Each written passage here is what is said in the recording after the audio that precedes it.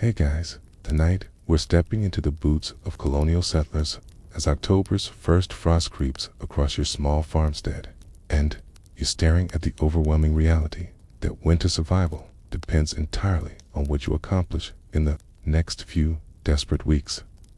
You can feel that familiar knot in your stomach as you survey your harvest. Some good, some disappointing, knowing that one miscalculation, one failed preservation attempt, one moment of poor timing could mean your family faces starvation before spring's merciful return.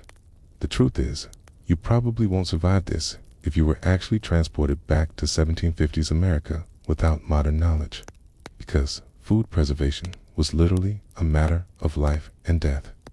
And most of us today couldn't even identify which wild berries won't kill us, let alone cure an entire winter's worth of meat without refrigeration. So, before you get comfortable, take a moment to like the video and subscribe, but only if you genuinely enjoy what I do here.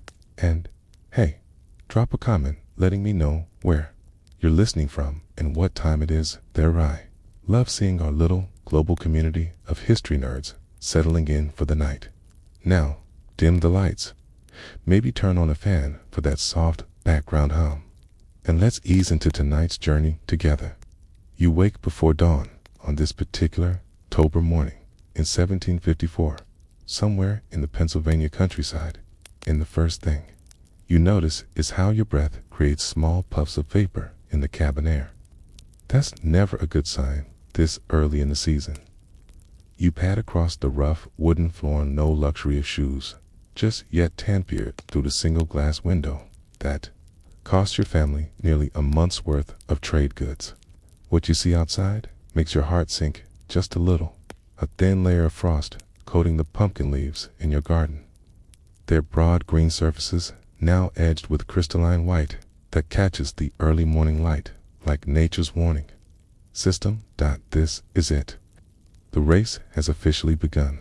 You pull on your wool stockings, your leather breeches, your linen shirt that your wives spent countless evening hours spinning, weaving, and sewing by candlelight. Every piece of clothing represents hours of labor, just like every piece of food you're about to frantically preserve.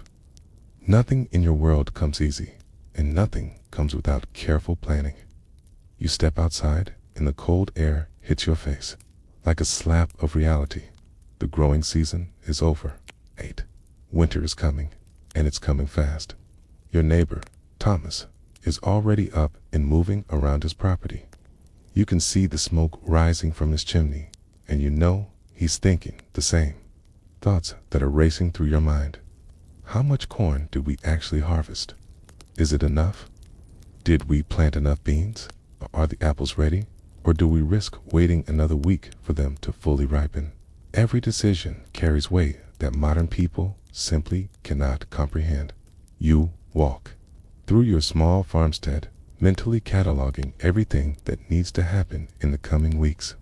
The corn needs to be husked, dried, and stored in a way that keeps the mice and weevils from destroying it. The beans need to be shelled and dried.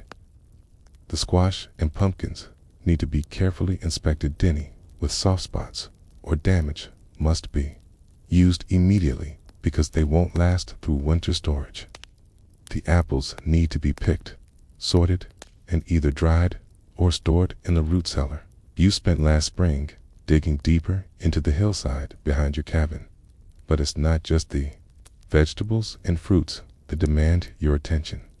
You've got 3 pigs that have been fattening all summer, and they need to be slaughtered, butchered, and preserved before the weather gets too warm for safe meat processing, but not so cold that the work becomes miserable. You've got a small flock of chickens that will provide eggs through much of the winter if you can keep them alive and warm enough. And then there's the cow, single most valuable possession aside from your land, who will continue giving milk that needs to be turned into cheese and butter that can last for months. The overwhelming nature of it all would break most modern people. We're talking about preserving enough food to feed a family of 6 for potentially 5 or 6 months, using nothing but techniques that have been passed down through generations, with no room for error, no backup plan, no grocery store to fall back on if things go wrong. Historians still argue whether the average colonial family actually consumed enough calories during the winter months, or if mild malnutrition was simply accepted as the price of survival. You start with the corn, because corn is life in colonial America, not the sweet corn we think of today, but field corn, hard, starchy kernels that can be ground into meal, made into hominy, or stored whole for months if properly dried. You and your wife work together, husking ear after ear, checking each one for signs of mold or insect damage. The good ears get braided together by their husks and hung from the rafters of your cabin, where they'll continue drying in the warm air that rises from your fireplace. The damaged ones get set aside for immediate use, maybe ground into meal for tomorrow's bread, or fed to the pigs before slaughter.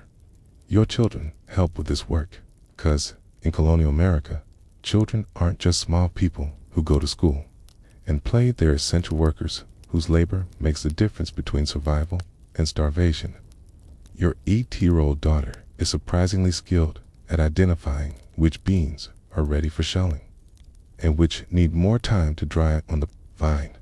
Your 10-year-old son can husk corn almost as fast as you can, his small fingers nimble with the repetitive work. As you work, you're constantly aware of time passing. Every day that goes by is a day closer to hard frost, which will kill anything still growing in your garden. Every day is also a day closer to the weather becoming too cold for certain preservation activities. Meat, for instance, needs to be processed when the temperature is consistently below about 40 degrees Fahrenheit, but not so cold that you can't work with your hands. It's too warm, and the meat spoils before you can preserve it. Too cold, and the work becomes dangerous and nearly impossible. The apple harvest presents its own timing challenges. Apples picked too early won't store well, they'll shrivel and rot within weeks. Apples picked too late might be damaged by frost, which also ruins their storage potential. You need to pick them at exactly the right moment, when they're fully ripe but still firm, and then handle them like precious gems, because every bruise is a potential entry point for rot. You spend an entire day in your small orchard, carefully picking each apple and examining it before placing it in your basket. The perfect ones, unblemished, firm, with good color, go into storage. The slightly damaged ones get set aside for immediate eating or for making into apple butter, preservation method that involves cooking apples down with maple syrup or honey until they form a thick, sweet paste that can last for months. Badly damaged ones go to the pigs, because nothing gets wasted in your world. Your wife is simultaneously working on the last of the garden vegetables. The cabbages need to be harvested and either stored in the root cellar or made into sauerkraut, fermentation process that she learned from her German neighbors, and that still seems like magic to you. How does letting cabbage sit in salt water actually make it safer to eat? She can't explain the science any more than you can, but she knows it works because her family has been doing it for generations. The onions need to be braided and hung to dry. The carrots and turnips need to be carefully dug up, cleaned, and stored in boxes of sand in the root cellar. The herbs need to be harvested and dried, not just for cooking, but for medicine, because the nearest doctor is a day's ride away and might not be available when you need him anyway. As evening approaches and you finally stop for supper, sit around your rough wooden table and discuss the day's progress with your family. How many bushels of corn did we process? How many apples are ready for storage? What still needs to be done tomorrow? These aren't casual conversations. They're strategic planning sessions where every family member's input matters, because everyone's survival depends on getting this right. Your wife mentions that she noticed some of the late squash showing signs of frost damage. That means they need to be used immediately, probably cooked and dried, or made into a thick paste that can be stored in sealed crocks. Your son reports that he saw mice signs near the grain storage area, which means you need to check and possibly reinforce your defenses against rodents. Your daughter asks if she can help with the apple butter making tomorrow, and you realize that teaching her these skills isn't just about keeping her busy. It's about ensuring she'll be able to keep her own family alive someday. The weight of responsibility is crushing in a way that modern people rarely experience. You're not just responsible for earning money to buy food. You're responsible for producing, harvesting, and preserving every calorie your family will consume for the next 5 months. There's no safety net, no backup plan, no emergency services to call if things go wrong. It's just you, your family, your knowledge, and your desperate hope that you've learned enough from previous years to avoid the mistakes that could prove fatal. As you bank the fire for the night and prepare for bed, you're already thinking about tomorrow's tasks. The pigs need to be slaughtered soon, probably within the next week, depending on the weather. The last of the beans need to be harvested and processed. The root cellar needs to be checked and possibly expanded. And through it all, you'll be racing against time, racing against the weather, racing against the inevitable arrival of winter. This is autumn's desperate race. And losing isn't an option. Asterisk, as the last vestiges of autumn's warmth recede, you find yourself drawn to the most vital structure on your colonial farmstead, a place of quiet, earthy magic, the root cellar. You've spent countless hours digging, shoring, and perfecting this subterranean sanctuary. And now, as the first truly biting winds whip across the fields, it's ready to receive its precious cargo. You descend the rough-hewn wooden steps, the air growing immediately cooler, heavier, and smelling faintly of damp earth and stored produce. This isn't just a hole in the ground. It's your family's underground kingdom, a carefully engineered vault against the ravages of winter. Imagine, if you will, the sheer ingenuity involved. You're not just burying food, you're creating a microclimate, a delicate balance of temperature, humidity, and ventilation that will keep your hard-won harvest fresh for months. The ideal root cellar, from generations of trial and error, needs to be cool but not freezing, humid but not wet, and have just enough airflow to prevent stagnation without drying out the produce. It's a Goldilocks zone, and getting it just right is the difference between a winter of plenty and a winter of gnawing hunger. Your root cellar, like many in the colonies, is dug into the side of a hill, providing natural insulation from the fluctuating outside temperatures. The walls are lined with rough-cut timber, shoring up the earth, and the floor is simply packed dirt, which helps maintain the crucial humidity. You've even installed a rudimentary ventilation system, a small intake pipe near the floor to draw in cool, fresh air, and an exhaust pipe near the ceiling to allow warmer, stale air to escape.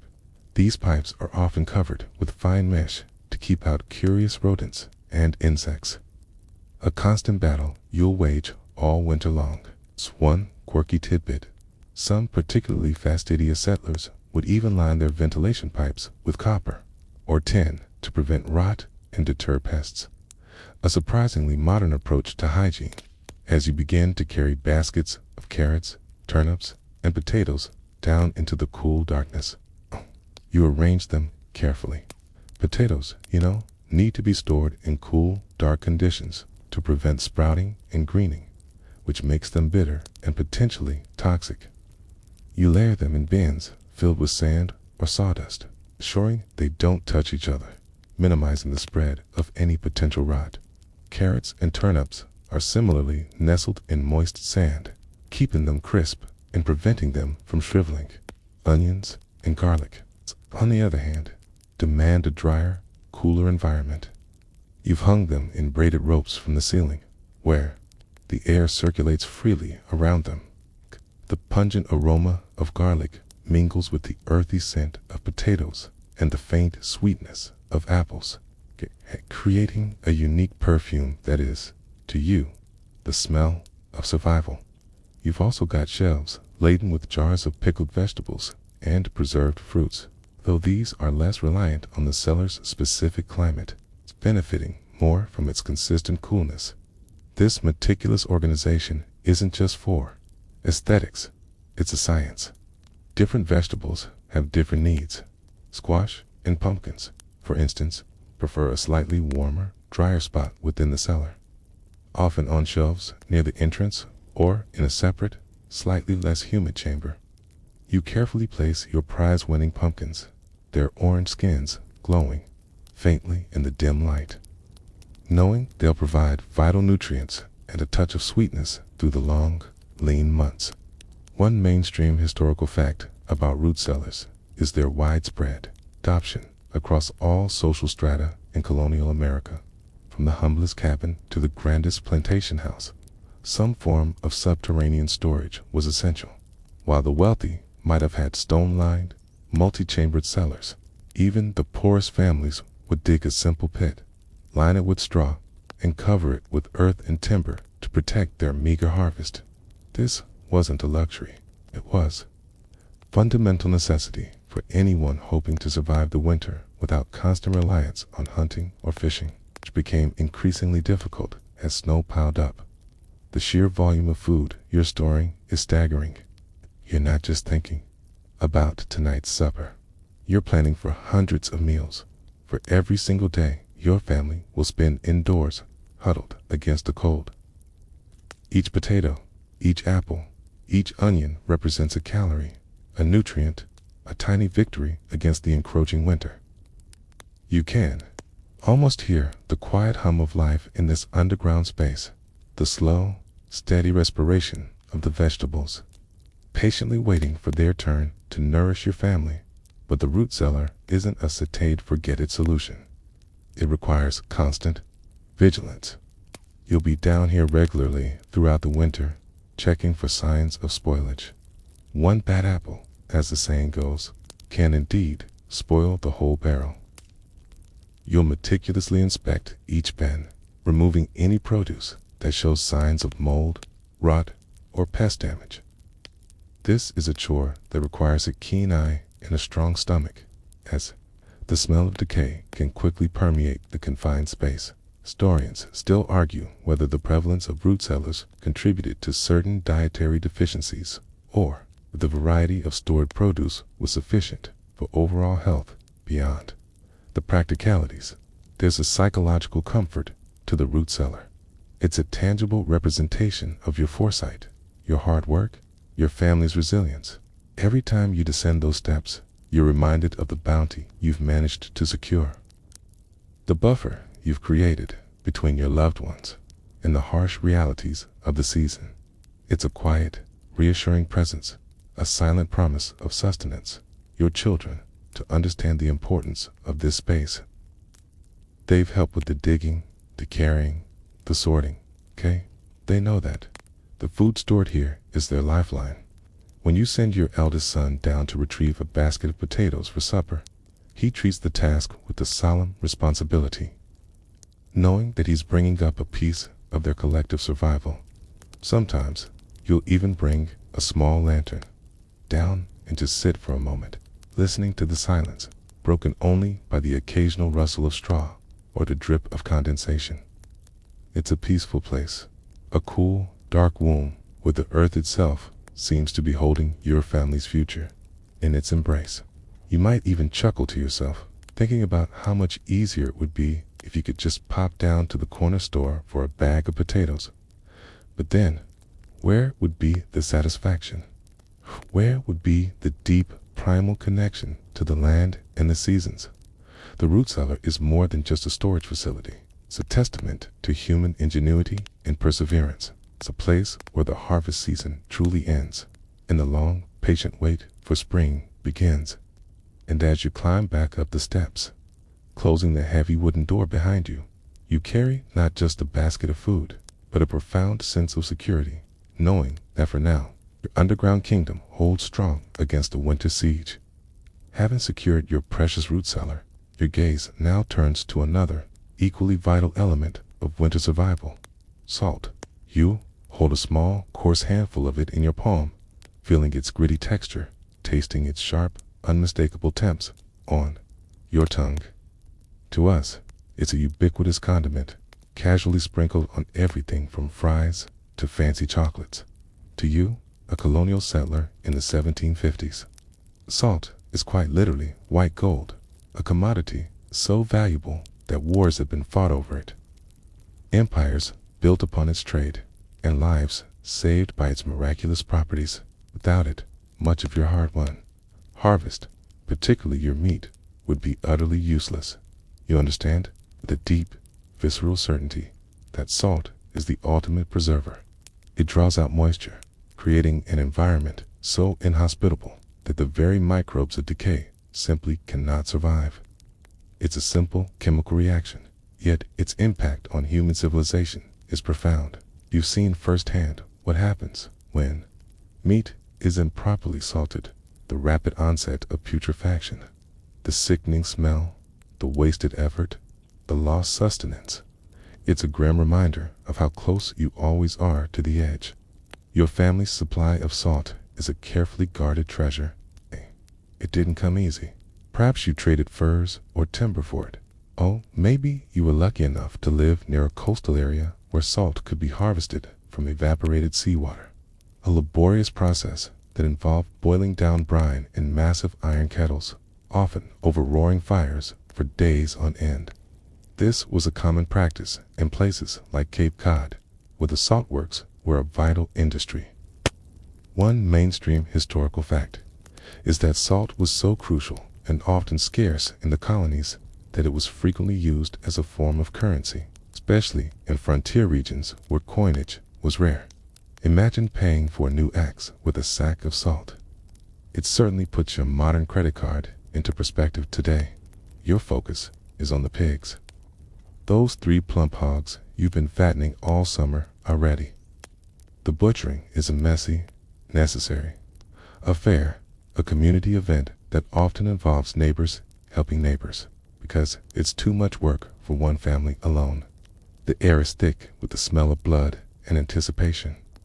Once the animals are dispatched, the real work begins, breaking down the carcasses into manageable cuts, each destined for a specific preservation method. For the hams and bacon, you'll use a dry curing method. You meticulously rub every surface of the meat with a mixture of salt, sometimes with a little brown sugar or saltpeter added for flavor and color. You work the salt deep into the flesh, ensuring every crevice is coated. This isn't a gentle massage. It's a vigorous, almost ritualistic application, because any missed spot is an invitation for spoilage. You then stack the salted cuts in large wooden barrels or troughs, often weighted down, allowing the salt to draw out the moisture and begin its transformative work. The liquid that drains off, known as brine, is a testament to the salt's power. For other cuts, particularly leaner ones, or those you want to preserve more quickly, you might opt for wet curing or brining. This involves submerging the meat in a strong solution of salt and water, sometimes with spices or herbs. You've seen your grandmother do this with beef, creating what she called corned beef long before anyone thought to put it on rye bread. The brine penetrates the meat, preserving it from the inside out. It's a delicate balance, though. It's a weaker brine, and the meat spoils. It's too strong, and it becomes inedibly salty.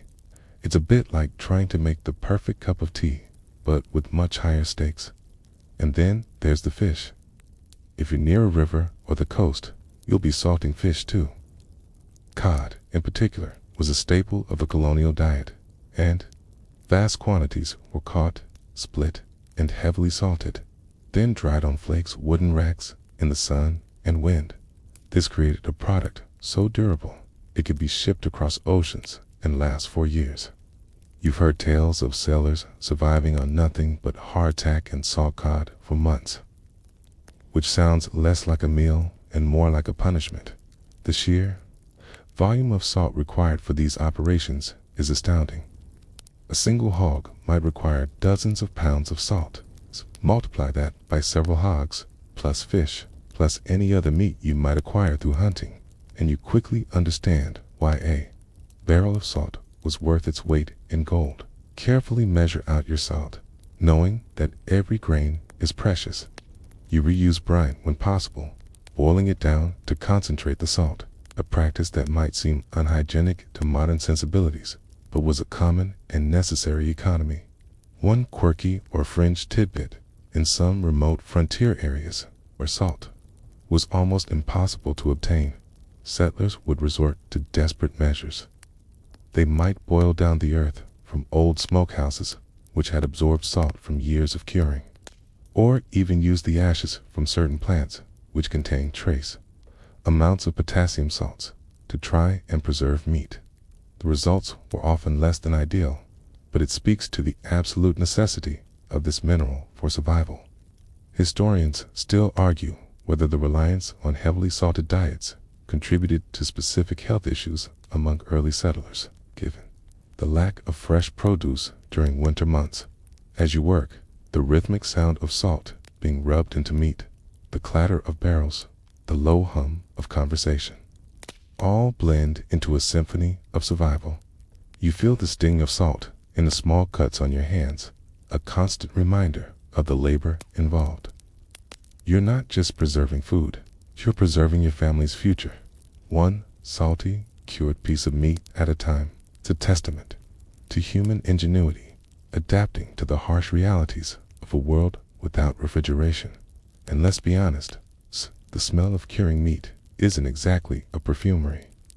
It's a strong, meaty, salty aroma that permeates your clothes, your hair, and your very soul. You'll be smelling like a walking smokehouse for weeks, but it's a smell of success, a smell of security. Your dog, however, thinks it's the greatest smell in the world, constantly hovering, hoping for a dropped scrap.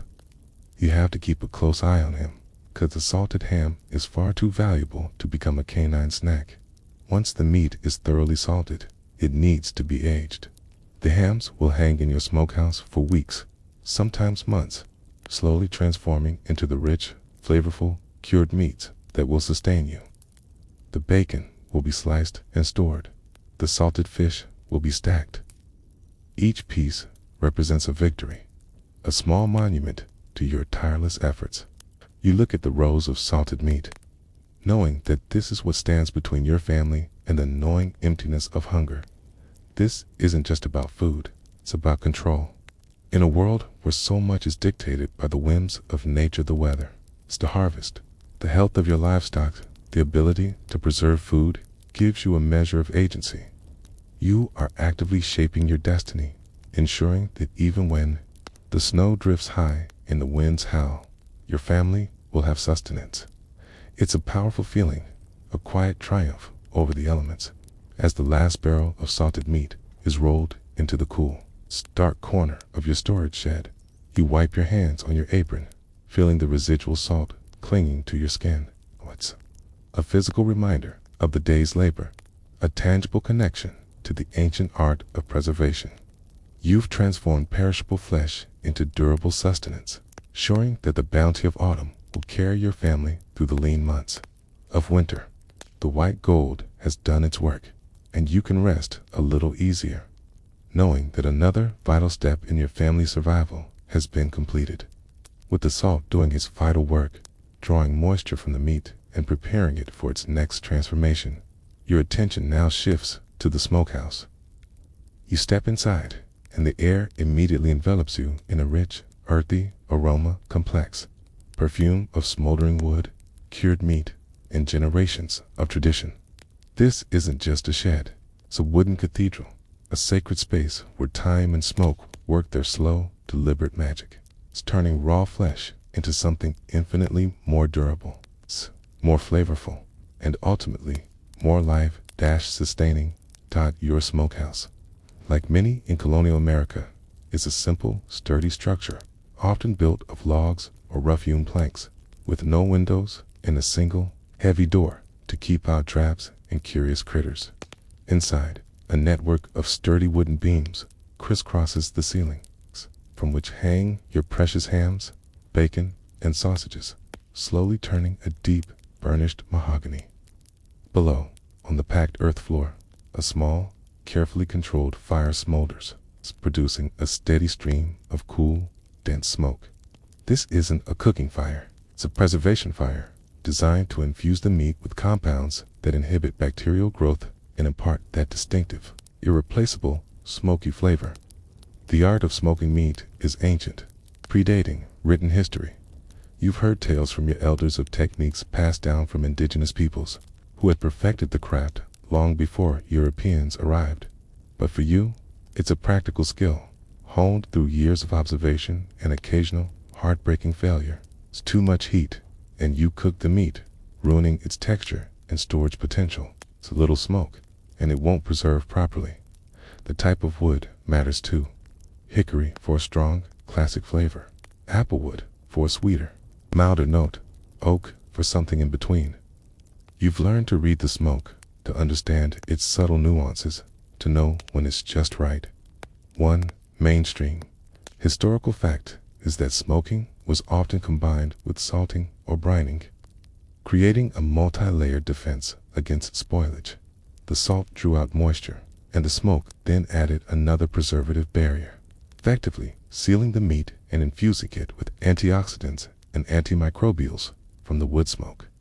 This dual approach was incredibly effective, allowing settlers to store meat for months, even years, without refrigeration. Imagine trying to explain that to someone from the future who thinks meat goes bad if it's left out for an hour.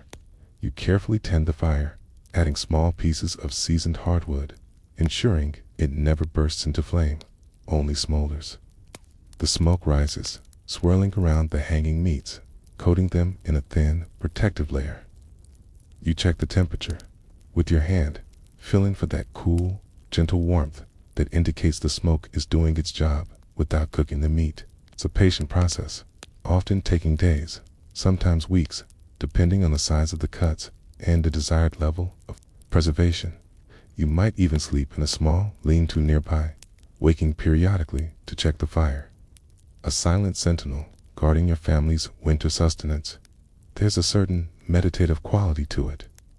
The rhythmic addition of wood, the quiet hiss of the smoke, the slow transformation of the meat. You think about the journey of this food, from the living animal to the cured, smoked product that will grace your table in the depths of winter. It's a testament to your labor, your foresight, and your deep connection to the land and its resources. You chuckle to yourself, thinking about how much easier it would be if you could just buy pre-sliced bacon from a store. But then, you wouldn't have this incredible sense of accomplishment. This primal satisfaction of knowing you've provided for your family with your own hands. One quirky or fringe tidbit about smokehouses. Some settlers, particularly those in more isolated areas, would occasionally use smokehouses not just for meat, but for drying and preserving other items. You might find bundles of herbs, strings of dried apples, or even certain types of cheese hanging in the cooler parts of the smokehouse, absorbing a subtle, smoky flavor that would help them last longer. It was an all-purpose preservation chamber, a testament to the ingenuity born of necessity. Historians still argue whether the consistent exposure to wood smoke in these environments had long-term health implications for the settlers who spent so much time tending their fires. As the days turn into weeks, the meat gradually darkens, its surface becoming firm and almost leathery. Its fat renders slightly, dripping onto the floor, adding to the rich, accumulated history of the smokehouse. You occasionally turn the larger cuts, ensuring even exposure to the smoke. Smell becomes less raw, more complex, hinting at the savory meals to come. You can almost taste the crispy bacon, the hearty ham, the flavorful sausages that will warm your family on the coldest winter nights. Your children are fascinated by the smokehouse, though you keep them at a safe distance from the smoldering fire. They understand its importance, though, seeing it as a magical place where food transforms. Your youngest, barely old enough to walk, points at the hanging hams and makes a happy, gurgling sound, already associating the smell with warmth and sustenance. It's a knowledge passed down not just through words, but through sensory experience, through the very air they breathe. The smokehouse is also a place of community. Neighbors might share their best smoking techniques, debate the merits of different woods, or even help each other tend their fires during particularly busy periods. It's a shared endeavor, a collective effort to ensure that everyone in the community has enough to eat. You remember last year when Thomas's smokehouse caught a little too much flame, and you and your family rushed over to help him salvage what he could, sharing your own smoked meats until his were ready. When the meat is finally deemed ready, it's a moment of quiet triumph. You carefully take down the hams and bacon, their surfaces now firm and dry, their aroma intoxicating. They are no longer just pieces of pork. They are concentrated sustenance, portable wealth, a promise of survival. You wrap them in cloth or store them in cool, dry places, sometimes even burying them in ashes or grain to protect them from pests and further moisture. This process, from the initial salting to the final smoking, is a profound act of faith. Are trusting in ancient methods, in the power of salt and smoke to carry your family through the leanest months. You are transforming the perishable into the enduring, defying the natural order of decay. It's a dance with nature, a negotiation, a way of bending the elements to your will. And when the first heavy snow falls, blanketing your farm in a thick, white silence, you can look out at the landscape, knowing that within your smokehouse, within your root cellar, within your pantry, you have secured your family's future.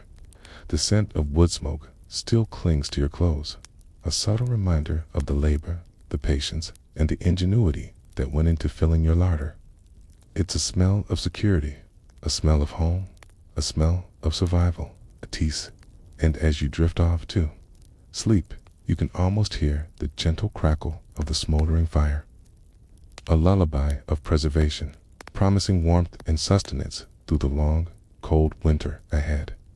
With the rich, smoky aroma of cured meat now permeating your home, your attention shifts from the robust, earthy methods of the smokehouse to a more delicate, yet equally vital form of preservation, pickling. You watch your wife, her hands, stained green from cabbage and red from beets, as she meticulously packs vegetables into earthenware crocks, pouring over them a cloudy, pungent liquid. To you, it's a mysterious art, a kind of kitchen alchemy where humble vegetables are transformed into tangy, long-lasting provisions. To her, it's a skill passed down through generations. A testament to the ingenious ways colonial women became chemistry wizards without ever seeing a periodic table. You lean closer, inhaling the sharp vinegary scent that now fills the kitchen. It's a smell that promises winter sustenance, a welcome counterpoint to the heavy, savory notes of smoked meat. Pickling, you understand, relies on creating an acidic environment that inhibits the growth of spoilage-causing bacteria. This can be achieved either through fermentation, where beneficial bacteria produce lactic acid, or by adding an acidic solution, typically vinegar. Both methods are equally crucial to your family's survival. Your wife is currently working on sauerkraut, a staple that will provide much-needed vitamins and flavor through the long winter. You've seen her shred mountains of cabbage, layer it with salt, and pound it with a wooden mallet until the cabbage releases its own juices, forming a natural brine. Then a heavy stone is placed on top, pressing the cabbage beneath the liquid, and the crock is left in a cool, dark place. Over weeks, sometimes months, a quiet, bubbling magic occurs. Microorganisms, naturally present on the cabbage, begin to convert the sugars into lactic acid, preserving the cabbage and giving it its characteristic sour temps. It's a process that seems almost too simple to be so effective, yet it works. Year after year, for other vegetables, like cucumbers, green beans, or even unripe walnuts, the method involves vinegar. You've watched her prepare the pickling. Liquid, vinegar, water, salt, and a carefully chosen blend of spices, dill, mustard seed, peppercorns, sometimes a touch of sugar. This mixture is brought to a boil, then poured hot over the prepared vegetables packed tightly into jars or crocks. The heat helps to sterilize, and the acidity of the vinegar immediately begins its preservative work. The jars are then sealed, often with wax or tightly fitting lids, creating an airtight environment that further protects the contents. One mainstream historical fact is that pickling was not just about preservation, it was also a vital way to add variety and essential nutrients to a monotonous winter diet. Fresh vegetables were scarce, and pickled items provided a crucial source of vitamins, particularly vitamin C, which helped prevent scurvy, a debilitating disease common among those with limited access to fresh produce. Imagine eating only dried meat and root vegetables for months on end. A tangy, pickled cucumber would be a revelation. A burst of flavor and freshness in the bleakness of winter. You remember a story your grandfather told? About a particularly harsh winter when the meat stores ran low, but the family survived largely on pickled cabbage and salted fish. He swore the sauerkraut saved them from the black death of the gums, referring to scurvy. It's a stark reminder that these seemingly simple kitchen tasks are, in fact, life-saving endeavors. The sheer variety of items that could be pickled is astounding. It's beyond the obvious cucumbers and cabbage. Colonial households pickled onions, beets, green beans, corn, and even fruits like peaches and pears.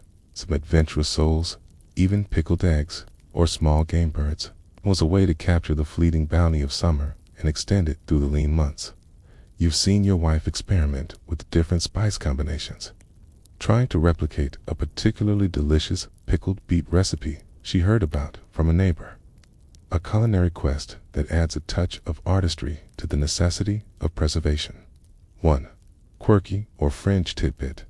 Some colonial pickling recipes called for the addition of alum, a chemical compound, to help keep pickles crisp. While effective, it also meant that some pickles contained trace amounts of aluminum, a fact that would send modern food safety experts into a frenzy. But for the settlers, crispness was a sign of successful preservation, and any potential long-term health effects were far outweighed by the immediate need for food that wouldn't spoil. Historians still argue whether the widespread use of lead-glazed pottery for storing pickled foods contributed to lead poisoning among early settlers. As the acid could leach lead from the glaze. As the crocks fill your pantry shelves, you feel a quiet satisfaction. Each one represents a small victory against decay, a promise of flavor and nutrition in the months to come. The bubbling sound of fermentation, a gentle, almost imperceptible hiss, becomes a comforting background noise in your home, a sign that nature is working with you, transforming the perishable into the enduring. You occasionally lift the lid of a sauerkraut crock, inhaling the sharp, yeasty aroma, checking for any signs of mold or off odors. It's a constant vigil, a dance with microscopic life. Your children, though perhaps not as enthralled by the science of pickling as you are, certainly appreciate the results. A crisp, tart pickled cucumber is a welcome snack, a refreshing bite after a meal of hearty, but often bland, stew. They've learned to help with the chopping and packing, understanding that their small hands contribute to the family's winter larder. Your youngest, who usually shies away from anything green, surprisingly enjoys the pickled green beans, testament to the transformative power of vinegar and spices. The process of pickling also fostered a strong sense of community. Women would often gather for pickling bees, sharing recipes, techniques, and gossip while working together to process large quantities of vegetables. It was a social event as much as a practical one, a chance to exchange knowledge and strengthen bonds. You remember helping your wife haul barrels of cucumbers from the garden to a neighbor's house for a pickling bee. The air filled with laughter and the pungent scent of vinegar. This isn't just about food preservation. It's about resourcefulness. It's about taking what the land provides in abundance during the summer and finding genius ways to make it last through the scarcity of winter. It's about understanding the subtle forces of nature and bending them to your will. You're not just making pickles. You're making resilience, one jar at a time, as the last crock is sealed and placed on the shelf. You wipe down the wooden table, the lingering scent of vinegar and spices, a pleasant reminder of the day's work. You look at the rows of jars.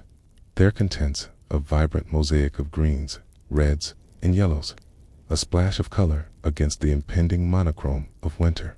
These humble vegetables, once destined to rot, have been granted a new lease on life, ready to provide flavor, nutrition, a touch of summer's memory when the snow piles high outside. It's a quiet triumph, this art of pickling, a testament to the enduring power of human ingenuity and the simple yet profound magic of salt, vinegar, and time. And as you settle into your chair by the fire, it's a subtle tang of pickled cabbage still on your tongue. You can almost hear the gentle, reassuring gurgle of fermentation from the pantry, a lullaby of preservation, promising a flavorful winter ahead. With the pungent aromas of pickling still lingering faintly in the air, your focus now shifts to a method of preservation as ancient as humanity itself, drying. You stand in your kitchen, surrounded by strings of apples, bunches of herbs, and trays of sliced pumpkin, all slowly surrendering their moisture to the gentle embrace of air and warmth. This isn't a process that requires expensive ingredients or complex chemistry. It's nature's original freeze frame. A simple yet profoundly effective way to transform perishable bounty into shelf-stable treasures, using nothing but the elements in infinite patience. You understand the principle intuitively. Remove the water, and you remove the lifeblood of spoilage. Microorganisms, those invisible enemies of your larder, need moisture to thrive. Deprive them of it, and they simply cannot multiply, leaving your food safe and edible for months, even years.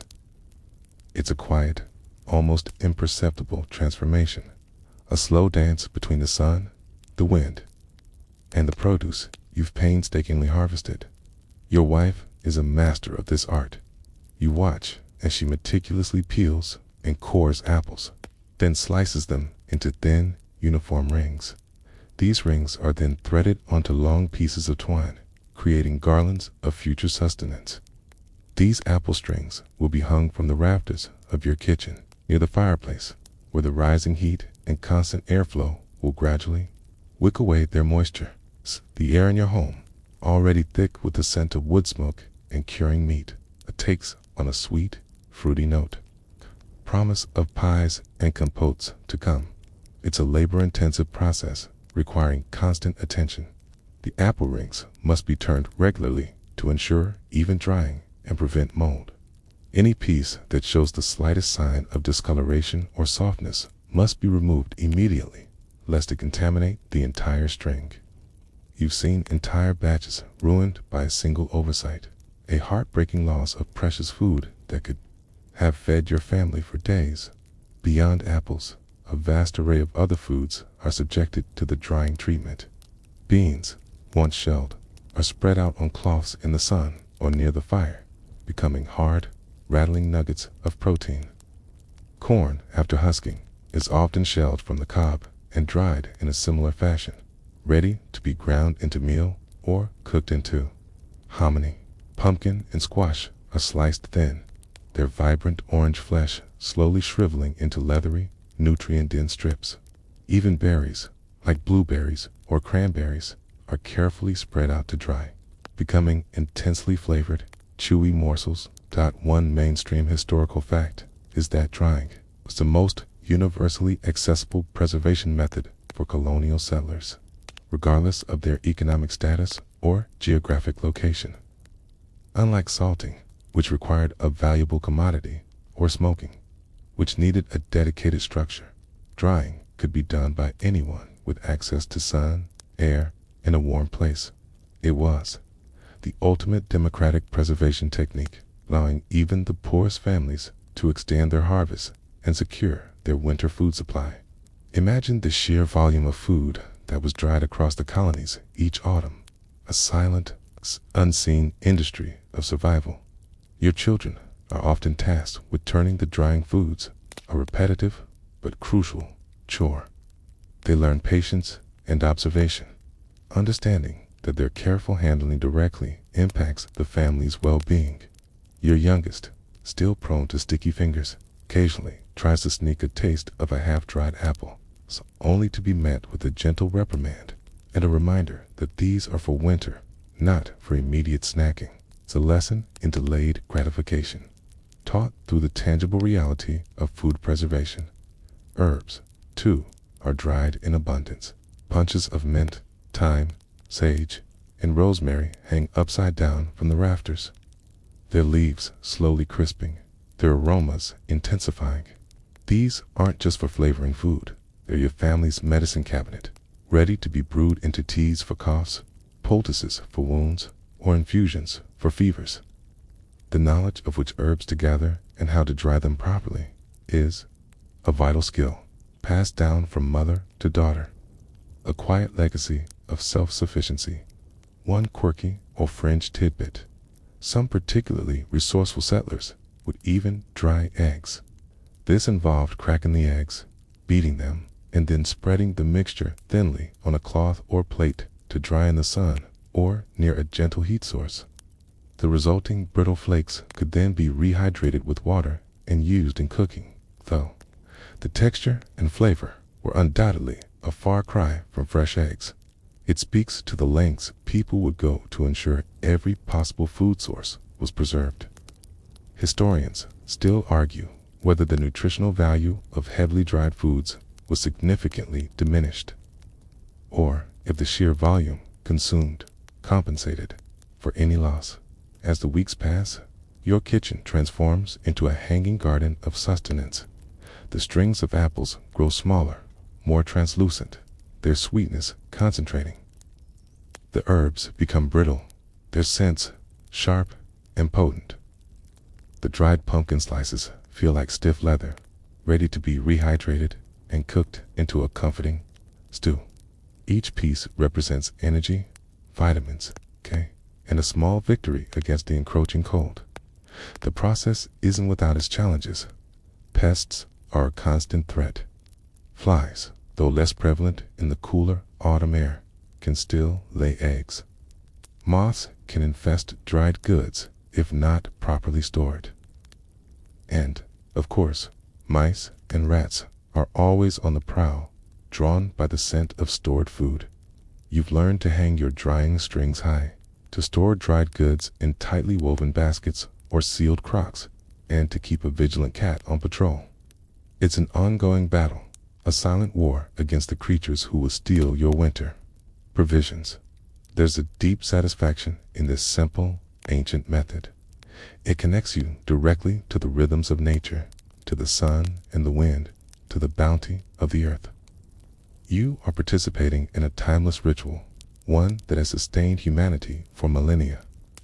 It's a reminder that sometimes the most effective solutions are the simplest, the ones that work in harmony with the natural world. When the foods are fully dried, they are carefully packed away. The apple rings are stored in cloth bags or wooden boxes, kept in a cool, dry place. The dried beans and corn go into sacks, often hung from the rafters of the pantry to keep them safe from rodents. Cues: the herbs are crumbled and stored in small jars, ready to be used throughout the winter. This quiet, patient work of drying is a testament to your family's resilience. It's not as dramatic as the butchering, or as pungent as the pickling, but it's just as vital. It's the steady, methodical accumulation of sustenance, piece by piece, day by day. And as you look at your pantry, now filled with the tangible results of your labor, the jars of pickles, the cured meats, the strings of dried fruit, you feel a profound sense of security. The sun sets, casting long shadows across your farm, and the air grows crisp with the promise of a truly cold night.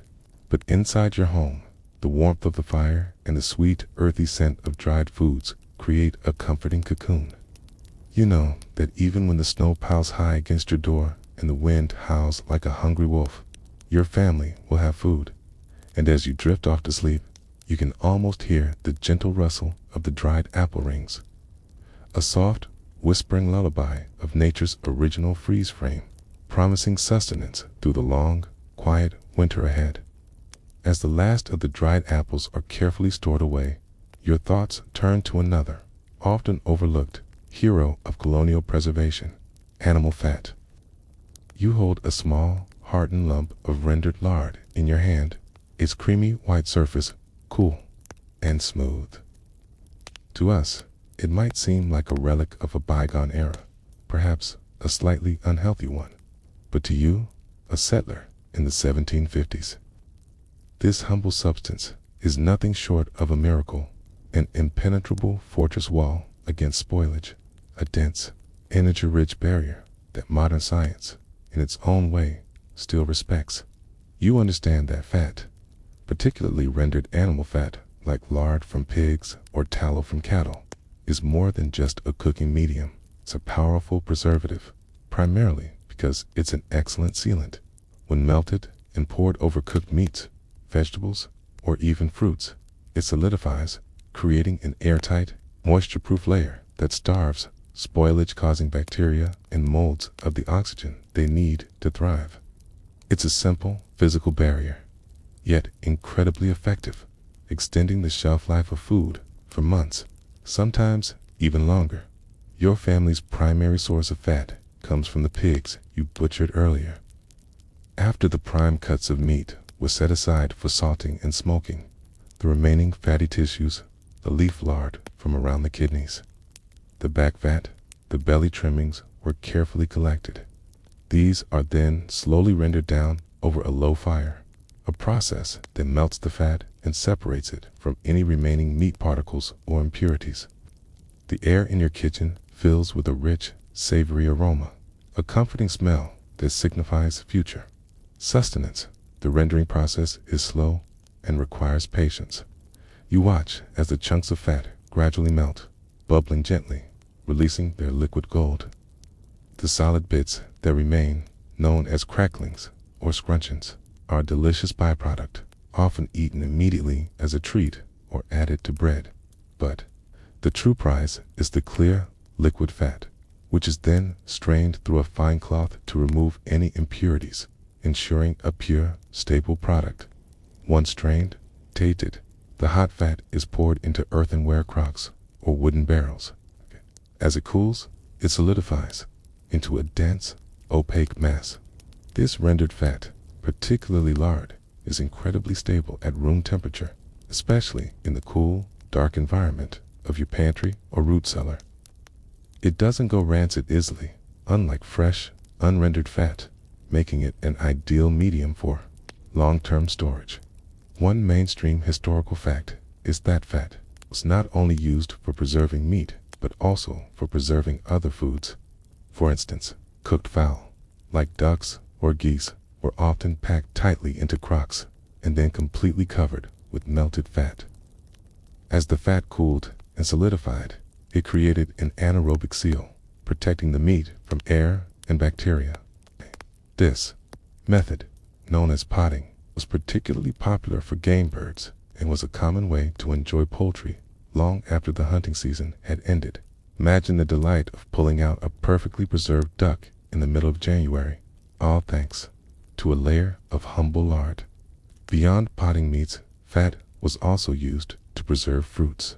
While drying was common, some fruits, particularly those with a high sugar content, like figs or dates, could be preserved by packing them in melted fat. The fat would create a protective barrier, preventing moisture loss and microbial growth. It wasn't as common as drying, but it was another arrow in the colonial preservation quiver. It's demonstrating the versatility of this humble substance. Your wife often uses rendered fat to store her homemade sausages. After they've been seasoned and perhaps lightly smoked, she packed them tightly into a crock and pour melted lard over them. The fat solidifies, encasing each sausage in a protective cocoon. When you want a sausage for breakfast, you simply dig one out, scrape off the fat, and fry it up. The fat itself can be reused, adding flavor to subsequent dishes. It's a wonderfully efficient system, ensuring that nothing goes to waste. One quirky or fringe tidbit in some extremely remote areas. Where access to salt was severely limited, settlers would sometimes use rendered bear fat to preserve meat. Bear fat, being particularly dense and stable, was considered superior for this purpose by some, though its strong flavor could sometimes permeate the preserved food. It was a testament to making do with whatever resources were available, even if it meant your winter stew had a faint ursine undertone. Historians still argue whether the high fat content in the colonial diet, necessitated by preservation methods, contributed to specific health outcomes, both positive and negative. In the long term, there's a certain satisfying heft to a crock filled with solidified fat, a tangible sense of security. You know that within that opaque mass lies concentrated energy, ready to fuel your family through the coldest days. It's not just about calories, it's about warmth, about sustained effort, about the ability to chop wood, tend fires, and survive the harsh realities of winter. Fat is fuel, and in your world, fuel is life. Your children, though they might wrinkle their noses at the sight of a large tub of lard, understand its importance. They've seen you use it for cooking, for greasing, wagon wheels, for making candles, and for preserving food. It's an all-purpose substance, a cornerstone of colonial self-sufficiency. Your youngest once tried to draw in a tub of cooling lard, leaving a rather abstract, greasy masterpiece that you still occasionally chuckle about as you survey your pantry, now boasting crocks of lard alongside your salted meats, pickled vegetables, and dried fruits. You feel a profound sense of accomplishment. Each method, each substance, plays its part in the intricate tapestry of winter survival. The fat, in its quiet, unassuming way, is one of the strongest threads, binding everything together, protecting your precious provisions from the relentless march of decay.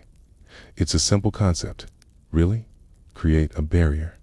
But in a world without refrigeration, that simple concept became a sophisticated art form, perfected over centuries. The fat, once a part of the living animal, now stands guard over your family's future, a silent, unmoving sentinel against the hunger of winter. And as you drift off to sleep, you can almost feel the cool, solid presence of the lard in its crock, a comforting, dense promise of sustenance, protecting your family through the long, dark nights ahead. With the solid, reassuring presence of rendered fat now added to your larder, your attention is drawn to a more subtle, yet equally profound, form of preservation: fermentation. You stand by a large wooden barrel in your cool pantry, listening closely.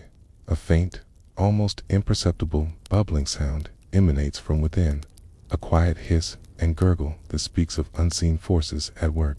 This isn't just food sitting, it's food transforming, undergoing a mysterious process of controlled rot that somehow makes it safer, more nutritious, and infinitely more delicious. To you, a colonial settler, it's a kind of everyday magic. To us, it's the accidental discovery of probiotics centuries before science even had a name for them. You understand that? Fermentation is about harnessing the power of microscopic organisms, bacteria, and yeast to convert sugars into acids, alcohols, or gases. These byproducts not only preserve the food by creating an inhospitable environment for spoilage-causing microbes, but also often enhance its flavor and digestibility. It's a delicate dance, a collaboration with the unseen world. And getting it right means the difference between a delicious, long-lasting food and a spoiled, wasted effort. Your most common foray into fermentation, beyond the sauerkraut you've already prepared, is making hard cider. The apples you couldn't dry or store in the root cellar, the ones that were slightly bruised or too ripe, are pressed into juice. This sweet, fresh apple juice is then poured into large wooden barrels and left to its own devices. Naturally occurring yeasts, present on the apple skins and in the air, begin to feast on the sugars, converting them into alcohol and carbon dioxide. The gentle bubbling you hear is the carbon dioxide escaping, a sign that the fermentation is active and healthy. This isn't just about making a pleasant beverage. It's about preserving the apple harvest. Fresh apple juice spoils quickly, but fermented cider can last for months, even years, providing a safe, calorie-rich drink through the winter. It's also a safer alternative to often contaminated water sources, as the alcohol and acidity inhibit the growth of harmful bacteria. You've seen firsthand how a good barrel of cider can lift spirits and provide a welcome warmth on a cold winter's night. One mainstream historical fact is that fermented beverages, particularly hard cider and beer, were a staple of the colonial diet for all ages, often consumed more frequently than water due to concerns about water purity. Children and adults alike drank small beer or cider, which had lower alcohol content, but still offered the benefits of fermentation and reduced risk of waterborne illness. Imagine a world where your breakfast drink was a pint of mild ale. Certainly puts your morning coffee into perspective. Beyond cider, you also ferment vegetables, though perhaps not with the same scientific understanding we have today. The sauerkraut is a prime example, where lactic acid bacteria transform cabbage. You might also make fermented pickles, where cucumbers are submerged in a salt brine and allowed to ferment naturally, rather than being preserved with vinegar. These fermented vegetables often have a more complex, nuanced flavor profile than their vinegar-pickled counterparts, and are believed to be even more beneficial for digestion. Your wife also makes sourdough bread, a daily ritual that relies on a living starter, a mixture of flour and water that harbors wild yeasts and lactic acid bacteria. This starter, lovingly fed and maintained, gives the bread its characteristic tangy flavor and helps it rise. It's a continuous fermentation, a living legacy passed down through generations, ensuring a steady supply of fresh bread even when commercial yeast is unavailable. You've seen her revive a sluggish starter with a little warmth and a fresh sprinkle of flour, coaxing it back to life with the patience of a seasoned gardener. One quirky or fringe tidbit: some colonial households would even ferment milk too, create various forms of sour milk, buttermilk, or a rudimentary yogurt. While not as common as cheesemaking, this was another way to extend the life of fresh milk, especially in warmer weather. The resulting products were often used in baking, or as a refreshing, tangy drink. It speaks to the relentless pursuit of extending the life of every perishable food item. Historians still argue whether the widespread consumption of fermented foods contributed to a more robust gut microbiome among early settlers, potentially offering protection against certain diseases. As you listen to the gentle gurgle of the cider barrel, you feel a connection to something ancient, something primal. You are participating in a process that has sustained humanity for millennia, a quiet collaboration with the unseen world of microbes. It's a testament to human ingenuity, learning to work with nature's forces rather than against them. You might even find yourself talking to the barrel, offering words of encouragement to the tiny organisms within, a habit you picked up from your grandfather, who swore it made the cider taste better. The beauty of fermentation is its self-sufficiency. Once the process begins, it largely takes care of itself, requiring only a cool, stable environment and occasional monitoring. You don't need to constantly tend a fire or meticulously turn drying foods. The microbes do the heavy lifting, silently, working their magic, transforming simple ingredients into complex, long-lasting provisions. Your children, though they might not fully grasp the science, certainly appreciate the results. The tangy sourdough bread, the crisp, sour pickles, and especially the sweet, slightly alcoholic cider are all beloved parts of their diet. They've learned that some foods need to sit and change before they're ready. A lesson in patience that extends beyond the kitchen. Your youngest once tried to taste the raw apple juice before it had fermented, and his face puckered at the sweetness, a stark contrast to the complex tang of the finished cider. Fermentation also adds a layer of flavor complexity that other preservation methods often lack. The deep, sour notes of sauerkraut, the crisp tang of fermented pickles, the earthy sweetness of hard cider. These are flavors that become deeply ingrained in your memory, associated with the warmth and security of home during the long winter months. They are flavors of survival, but also flavors of comfort and tradition. As you walk through your pantry, past the crux of sauerkraut and the barrels of cider, you feel a quiet confidence. You've harnessed the invisible forces of nature, coaxing them to work for you, transforming the fleeting bounty of autumn into enduring sustenance. The subtle hum of fermentation is a constant reminder that even in the depths of winter, life continues, transforming and evolving, ensuring your family's survival. It's a powerful feeling, this mastery over decay, this ability to coax new life and flavor from simple ingredients. And as you drift off to sleep, you can almost hear the gentle, rhythmic bubbling of the cider barrel, a soft, reassuring symphony of microscopic life, working tirelessly to ensure your family's well-being through the long, quiet winter ahead. With the subtle hum of fermentation providing a comforting backdrop to your pantry, your thoughts now turn to a more ambitious, canned, perhaps even more miraculous form of preservation, the ice house. You stand on the edge of your frozen pond, the air sharp and still, watching your neighbors and your own family members meticulously cut large, rectangular blocks of ice from its glassy surface. To us, ice is a given, a flick of a switch in our modern refrigerators. To you, a colonial settler, ice harvested from winter's grip and stored through the blazing summer is a testament to human ingenuity, a true luxury that transforms the possibilities of food storage. You understand that this isn't just about keeping drinks cold. This is about extending the life of perishable goods, milk, butter, fresh meat, and even delicate fruits far beyond their natural season. It's about having access to fresh provisions in July that would otherwise spoil in a day. The ice house, for those who could afford the labor and resources to build and maintain one, was a game changer, a symbol of prosperity and foresight. Your ice house, like many, is a deep pit dug into the ground, often lined with stone or brick for insulation.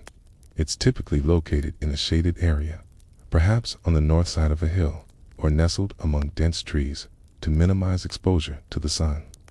The key to its success lies in insulation. Layers of straw, sawdust, or wood shavings are packed around the ice blocks, creating a thick barrier that slows the melting process to a crawl. You've even heard of some particularly elaborate ice houses that had double walls with air gaps, further enhancing their insulating properties. The process of harvesting ice is a communal effort, a winter equivalent of a barn raising. Men, bundled against the cold, use long saws to cut the thick ice into uniform blocks. The work is arduous and dangerous, with a constant risk of falling into the frigid water. Once cut, the blocks are carefully floated to the edge of the pond, then hauled onto sleds or wagons, often pulled by oxen, and transported to the ice house. Your children, though too young to handle the saws, help by clearing snow and cheering on the workers, understanding the importance of this cold harvest inside the ice house. The blocks are stacked tightly, leaving as few air pockets as possible. Each layer is carefully separated by more insulating materials, straw or sawdust, to prevent the blocks from freezing together and to further slow the melt. The goal is to create one massive, solid block of ice that will slowly sublimate, turn directly from solid to gas rather than melt into liquid water. Any meltwater is drained away through a gravel or stone-lined channel at the bottom. Standing water would accelerate the melting of the remaining ice.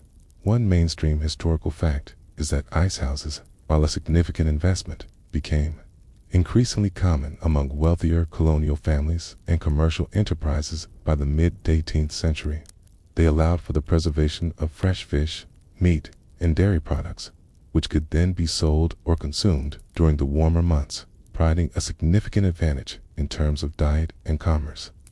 The ability to serve fresh salmon in July, or keep butter from turning rancid, was a clear indicator of status and access to resources. Imagine the envy of your neighbors who didn't have an ice house, watching you enjoy fresh cream in the summer. The sheer volume of ice you're storing is impressive. A well-stocked ice house could hold dozens, even hundreds, of tons of ice, enough to last through the entire summer and into the next autumn. It's a massive undertaking, requiring careful planning, significant labor, and a deep understanding of insulation principles. You've learned through trial and error that the thicker the ice, the better it stores, so you wait for the coldest part of winter when the pond is frozen solid.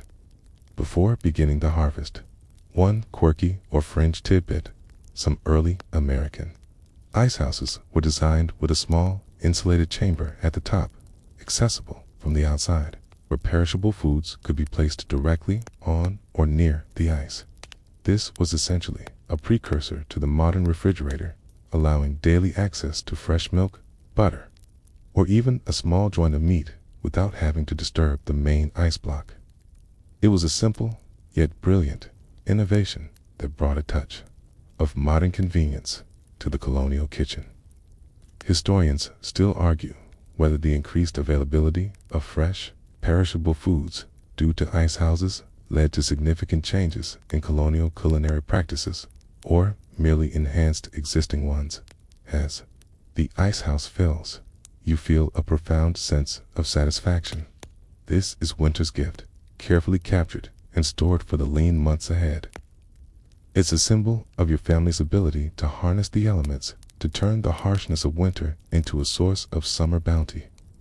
You can almost taste the cool, fresh butter, the chilled cider, perfectly preserved fish that will grace your table when the sun beats down relentlessly in July. Maintaining the ice house through the spring and summer is another ongoing task. You periodically check the insulation, adding more straw or sawdust as needed. You ensure the drainage system remains clear, and you monitor the ice level, knowing that every block that melts is a resource lost. It's a constant battle against the relentless forces of nature, a testament to your commitment to providing for your family. Your children, especially during the sweltering summer months, understand the magic of the ice house. They've seen you bring out a chunk of ice, wrapped in cloth, to cool a feverish brow or to chill a pitcher of lemonade. It's a tangible link to the cold, distant winter, a reminder that even in the heat, the foresight of the colder months provides comfort and sustenance. Your youngest once tried to sneak a piece of ice to play with, only to be gently reminded that every chip is precious. There's a certain pride in being able to offer just a truly cold drink on a hot summer day, a luxury that few could afford. It's a small gesture, but it speaks volumes about your resourcefulness and your ability to provide. The ice house isn't just a storage facility, it's a symbol of your family's self-sufficiency, a quiet boast of your mastery over the seasons. As the last block of ice is carefully lowered into the dark, cool depths of the ice house, and the heavy, insulated door is sealed, you take a moment to survey your work. The pond, now largely cleared of its icy bounty, will soon begin to thaw, but its winter's gift has been safely secured. You know that even when the summer sun beats down with oppressive heat, a hidden reservoir of cold awaits, ready to extend the freshness of your food and provide a welcome respite from the warmth. It's a powerful feeling. This ability to defy the seasons, to hold onto winter's chill through the heat of summer, and as you drift off to sleep, you can almost feel the cool, silent presence of the ice house, a hidden treasure beneath the earth, promising fresh delights and a touch of winter's magic through the long, warm months ahead. With the cool promise of the ice house secured for summer, your attention now shifts to the very foundation of your family's winter sustenance, grain. You stand in your barn, surrounded by sacks of corn, wheat, and oats, their earthy scent filling the air. This isn't just feed for your livestock, okay? This is your family's bread, your porridge, your very lifeblood through the long, lean months, okay? And as you survey your precious stores, you know that a silent, relentless war is always being waged against them. The war against rodents and insects. You understand that grain, okay, while seemingly durable, is incredibly vulnerable. A single breach in your defenses, a tiny hole in a sack, a crack in a bin, can invite an army of mice, rats, or weevils, capable of destroying weeks, even months, of your hard-won harvest. The stakes are incredibly high. So losing your grain means facing starvation, a fate you've seen befall less vigilant neighbors. This isn't just about protecting food, it's about protecting your family's future. Your primary method of grain storage is in large, tightly woven sacks, often made of linen or hemp, which are then stacked on raised platforms or pallets. This elevation is crucial, as it keeps the sacks off the damp ground, preventing mold. It makes it harder for rodents to access them. You've also constructed sturdy wooden bins or granaries within your barn, designed to be as airtight and rodent-proof as possible. The walls are thick, the seams are tight, and the lids fit snugly. It's often weighted down to prevent curious paws from prying them open. But even the best physical barriers aren't enough. Rodents are cunning, persistent, and seemingly capable of squeezing through the tiniest of openings. You've seen a mouse chew through solid wood, given enough time and motivation. So your defense strategy must be multi-layered, a constant vigilance against these tiny, hungry invaders. One mainstream historical fact is that colonial farmers often kept cats in their barns, specifically for rodent control. These barn cats were not pampered pets, but working animals, their value measured in the number of mice and rats they dispatched.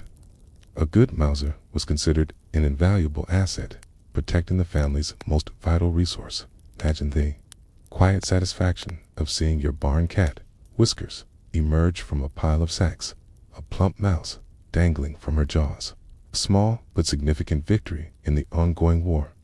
Beyond cats, you employ other, more rudimentary pest control methods.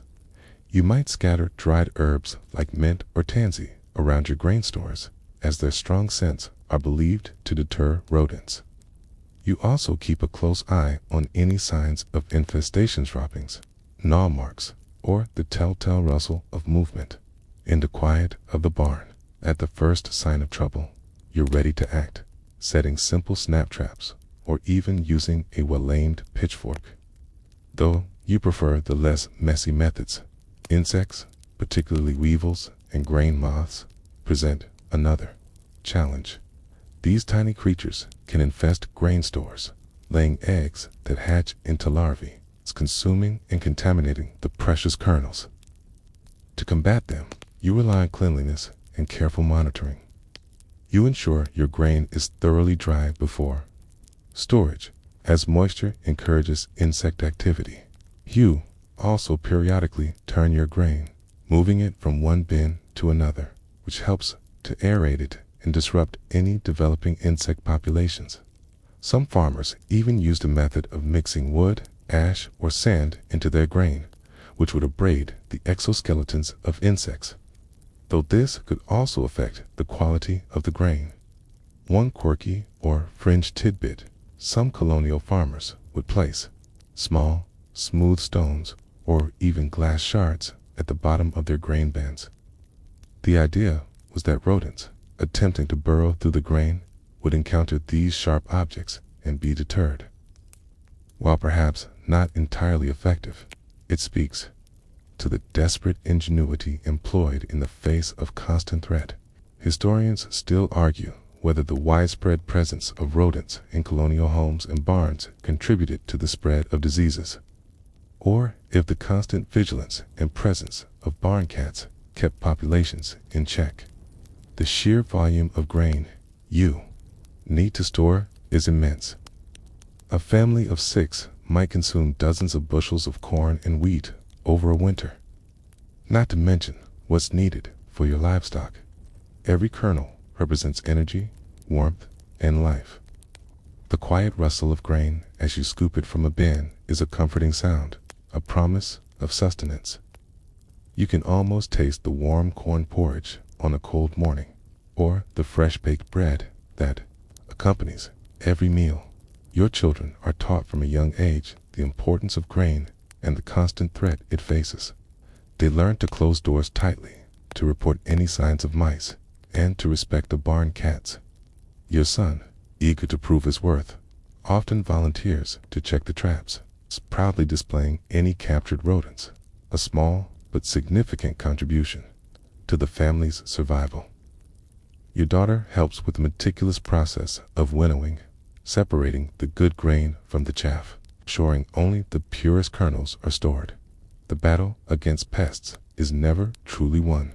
It's a continual skirmish, a test of your vigilance and resourcefulness. You might find a small pile of droppings near a sack, a sign that a mouse has found its way in. You'll then spend hours meticulously searching for the entry point, patching it with wood, metal, or whatever is at hand. It's a frustrating, often thankless task, but one that is absolutely essential. Beyond the practicalities, there's a psychological aspect to grain storage. It represents stability, a tangible connection to the land and the harvest. When the snow drips high and the ground is frozen solid, your grain stores are a reminder that you have successfully captured the bounty of summer and secured it against the lean months. It's a source of quiet pride, knowing that your family will not go hungry. Sometimes you'll sit in the barn in the quiet of the evening, listening to the wind howl outside, and the only sound you'll hear is the occasional soft rustle of grain settling in its bins. It's a comforting sound, a lullaby of abundance. You might even chuckle to yourself, imagining the tiny, frustrated squeaks of a mouse trying to breach your defenses, only to be met with solid wood or the watchful eye of a cat. It's a small victory, but a victory nonetheless. As you close the heavy barn doors for the night, the scent of grain and hay clinging to your clothes, you feel a profound sense of responsibility and accomplishment. Your grain stores are secure for now. The war against rodents and insects will continue day after day through the long winter. But for tonight, you have done all you can. Your family's most vital resource is protected, a testament to your tireless efforts and unwavering vigilance. And as you drift off to sleep, you can almost hear the faint, reassuring rustle of the grain in its bins, a soft, whispering promise of bread and porridge, safely guarded against a hungry night, assuring your family's sustenance through the long, quiet winter ahead. With the grain safely secured against the relentless gnawing of rodents, your focus now shifts to another cornerstone of your family's diet, one that demands a delicate touch and precise timing: dairy. You stand in your small dairy shed, the air cool and faintly sweet with the scent of fresh milk, watching your wife as she meticulously churns butter. To us, milk and its products are simply items in a refrigerated aisle. A colonial settler, transforming milk into cheese and butter is a complex, time-sensitive dance, a race against spoilage that, if won, provides vital nutrients and a touch of luxury through the long winter. You understand that fresh milk, while nourishing, is incredibly perishable. Left to its own devices, it sours quickly, becoming unpalatable and potentially unsafe. So, the goal is to transform this fleeting liquid into more stable, long-lasting forms. Your single cow, your most valuable living asset after your family, provides the raw material. But it's the skill and knowledge of your wife that turns it into winter sustenance. The first step, of course, is milking the cow, a twice-daily ritual that happens regardless of weather or your personal inclination. The warm, frothy milk is brought into the dairy shed, where it's allowed to cool slightly.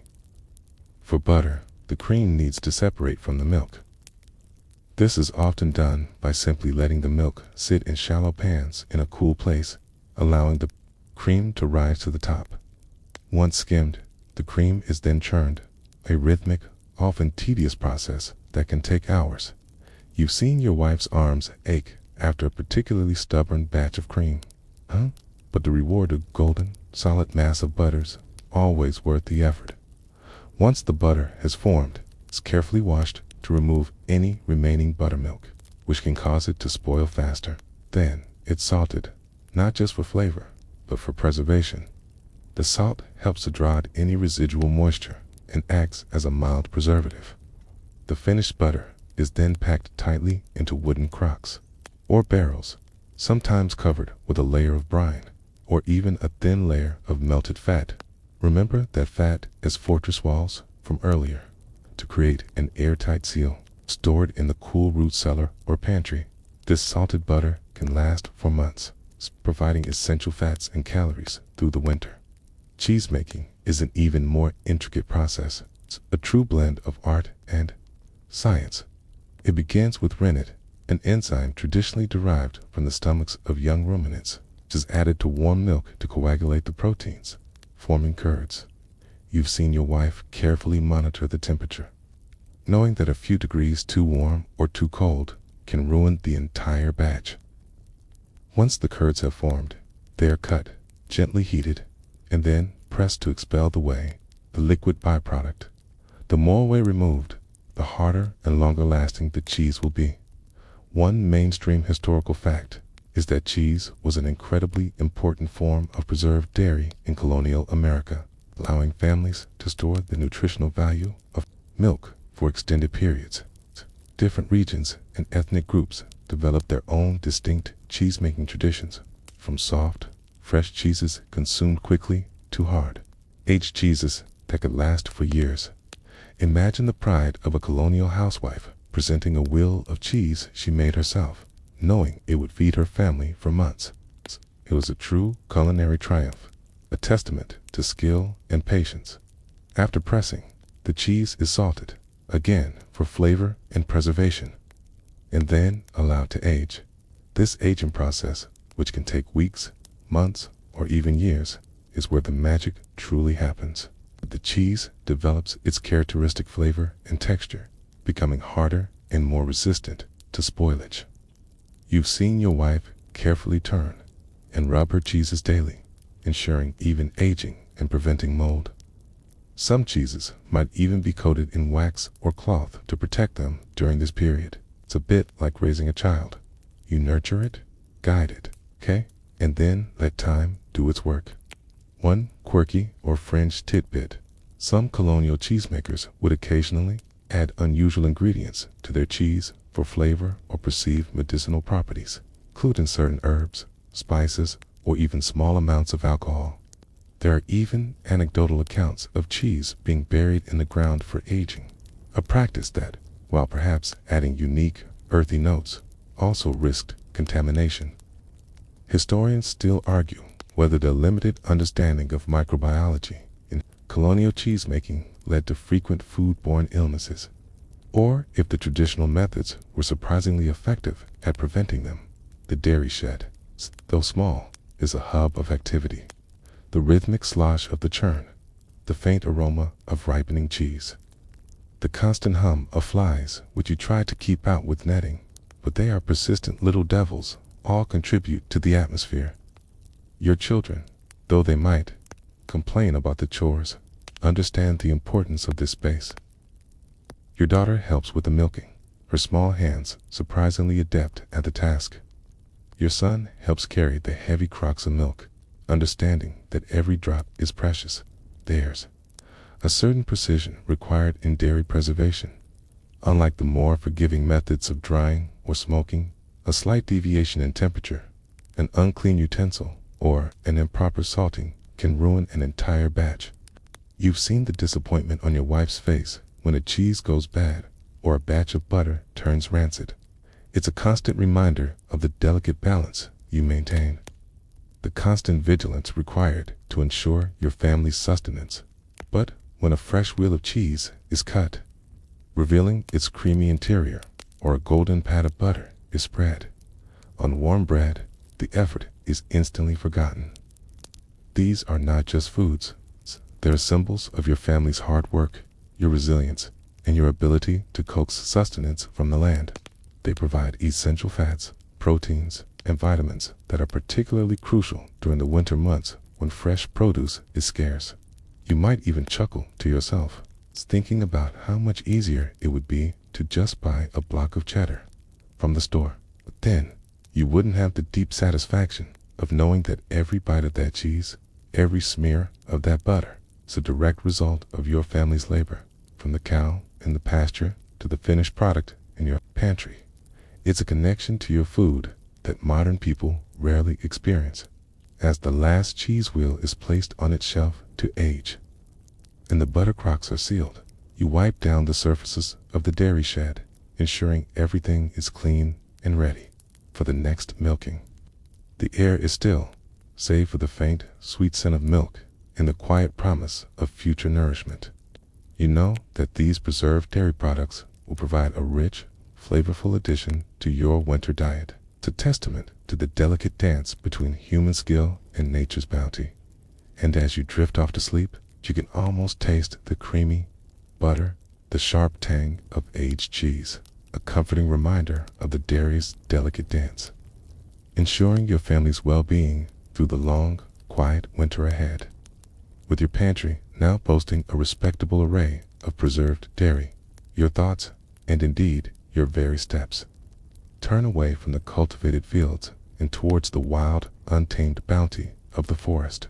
You pull on your sturdy boots, grab your foraging basket, and step out into the crisp autumn air, heading for the woods that border your farm. This isn't just a pleasant stroll. It's a vital expedition into your family's forest pantry, a place where nature itself has laid out a hidden feast, ready to sustain you when cultivated crops fail or fall short. You understand that while your farm provides the bulk of your sustenance, the wild offers a crucial safety net, a diverse array of nuts, berries, roots, and plants that can supplement your diet, provide essential vitamins, and even offer medicinal properties. This knowledge isn't written in books. It's etched into the landscape, passed down through generations, and often learned through hard-won experience and observation. You've learned to read the subtle signs of the forest, to know where the best patches of walnuts grow, or where the wild grapes hang heavy on the vine. Today, your primary target is nuts. The squirrels are already busy, a constant reminder of the competition you face. You scan the ground beneath the towering oak and hickory trees, looking for the telltale signs of fallen acorns and hickory nuts. These aren't just snacks. They are dense packets of calories and fat, vital energy sources for the long winter. You meticulously gather them, separating the good from the worm-eaten, and knowing that every sound nut represents a small victory against hunger. Acorns, while abundant, require special preparation. You know they contain tannins, which make them bitter and indigestible. So, you'll leach them, a process that involves repeatedly soaking them in water, sometimes for days, until the water runs clear. Only then can they be dried and ground into a flour, which can be mixed with cornmeal or wheat flour to make a nutritious, if slightly earthy, bread. It's a labor of love, transforming a wild, unpalatable food into a valuable staple. Hickory nuts and walnuts are easier, requiring only cracking and careful extraction of the meat. These are often eaten raw or added to baked goods, providing a rich, buttery flavor. You've even seen your grandmother press hickory nuts to extract their oil, a valuable cooking fat when animal fats were scarce. It's a testament to the ingenuity of your ancestors, squeezing every last bit of sustenance from the land. One mainstream historical fact is that Native American communities had an extensive and sophisticated knowledge of wild edibles and their preservation, which they generously shared with early European settlers. Many of the wild foods that became staples for colonial families, like acorns, wild berries, and certain roots, were learned directly from indigenous peoples. Imagine the sheer wealth of botanical knowledge held by these communities, accumulated over thousands of years. a living library of the forest. It was a crucial exchange of information that undoubtedly saved countless settler lives during their early, often desperate years. Beyond nuts, you also keep an eye out for late-season berries. While most have been harvested or eaten by now, you might still find patches of wild cranberries in boggy areas or rose hips clinging to bushes. These are packed with vitamin C, a crucial defense against scurvy, especially when fresh fruits and vegetables are long gone. You gather them carefully, knowing that their tartness will be a welcome burst of flavor in the bland winter diet. Roots are another important component of your forest pantry. You know where to find wild carrots, burdock, and even certain types of wild potatoes, though these are often smaller and more fibrous than their cultivated counterparts. Digging them up is hard work, especially as the ground begins to harden with frost, but their starchy goodness makes the effort worthwhile. You've learned to identify them by their leaves and stems, knowing that a misidentification could lead to a very unpleasant or even dangerous meal. One quirky or fringe tidbit: some colonial settlers, particularly those living on the fringes of settled areas, would occasionally harvest and preserve wild mushrooms. This was a highly risky endeavor, as many poisonous mushrooms closely resemble edible ones, and there was no definitive guide. Knowledge was often passed down through very specific family lines, and a mistake could be fatal. It speaks to the desperate need for dietary variety and the willingness to take risks for it. Historians still argue whether the reliance on wild foods, particularly those requiring complex preparation, like acorns, contributed to higher rates of dental wear among early settlers compared to their European counterparts. As you move through the forest, you're not just looking for food, you're observing, learning, and connecting with the natural world. You notice the patterns of animal life, the changing colors of the leaves, the subtle shifts in the air. This intimate knowledge of your environment is as vital as any tool in your shed. You might even chuckle to yourself, thinking about how much easier it would be to just buy a bag of mixed nuts from the store. But then, you wouldn't have this incredible sense of self-reliance, this deep connection to the land that provides for you. Your children often accompany you on these foraging expeditions, learning alongside you. They learn to identify edible plants, to spot the signs of animal activity, and to respect the delicate balance of the ecosystem. Your daughter is surprisingly good at spotting wild berries, her keen eyes picking out the hidden gems among the foliage. Your son, with his boundless energy, is a natural at climbing trees to shake down nuts, though you always keep a watchful eye on him. The forest isn't just a source of food, it's a place of quiet contemplation. You spend hours in its embrace. The rustle of leaves underfoot, the chirping of unseen birds, the distant call of a hawk, all contributing to a sense of peace. It's a stark contrast to the bustling, often noisy, work of the farm. Here, you are a hunter-gatherer, tapping into an ancient instinct, relying on your wits and your knowledge to find sustenance. When your basket is full, you head back to the farm, tired but satisfied. The nuts will be dried further, then stored in cool, dry places, often in sacks or barrels, protected from rodents. The berries will be dried or made into preserves. The roots will be cleaned and stored in the root cellar alongside your cultivated vegetables. Each item from the wild pantry is a bonus, a supplement that makes your winter diet more varied and more resilient. This reliance on wild foods highlights the precariousness of colonial life. While farming provided a more stable food source, a bad harvest, an early frost, or a pest infestation could quickly deplete cultivated stores.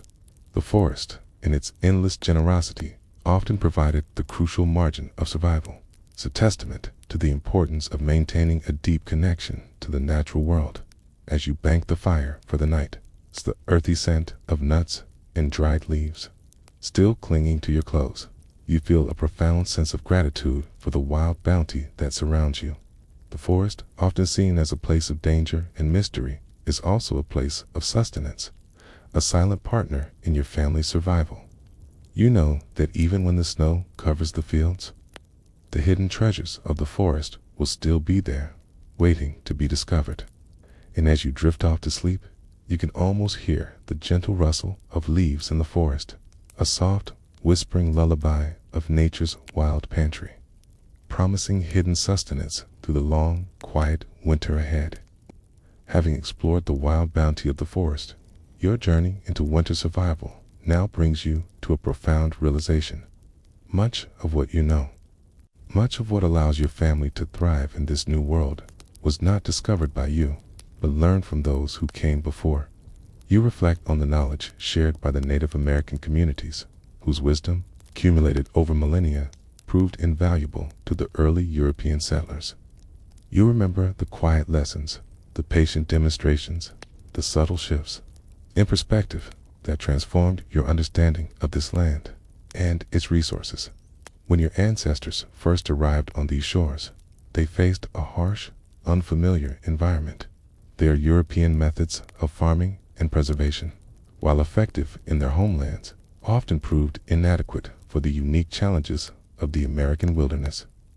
The winters were colder, the growing seasons different, and the native plants and animals entirely new. Many early settlements struggled, and some even perished, due to a lack of understanding of how to live off this land. It was the indigenous peoples, the original inhabitants of this continent, who held the keys to survival. They had developed sophisticated agricultural practices, intricate knowledge of local flora and fauna, and crucially, for your family's winter larder, highly effective methods of food preservation tailored to the American climate. You've seen firsthand how their techniques, once dismissed or misunderstood, have become indispensable to your own family's well-being. Consider, for instance, the cultivation of corn. While corn existed in Europe, the varieties grown by Native Americans were far better suited to the local conditions, and their methods of planting often intercropping with beans and squash, known as the Three Sisters, maximized yields and soil health. But beyond cultivation, it was their preservation techniques for corn that truly revolutionized settler survival. They taught your ancestors how to properly dry corn on the cob, how to shell and store it in pits lined with bark or grass, and how to protect it from pests. You recall the sheer volume of corn you processed earlier, a direct legacy of this shared knowledge. One mainstream historical fact is that the adoption of Native American agricultural and food preservation techniques was absolutely critical to the survival and eventual success of early European colonies in North America. Without the knowledge shared by indigenous peoples regarding crops like corn, beans, and squash, and methods such as drying, smoking, and pit storage, many more settlements would have failed. Imagine the sheer humility required for these proud European newcomers to admit they needed help, to learn from those they often viewed as inferior. It's a powerful testament to the practical necessity of collaboration. Beyond corn, you've also adopted their methods for preserving meat and fish. You remember the intricate smoking racks and pits used by local tribes, techniques that inspired the design of your own smokehouse. They taught your ancestors how to properly dry strips of venison or fish, creating a lightweight, nutrient-dense food source that could be carried on long journeys or stored for extended periods.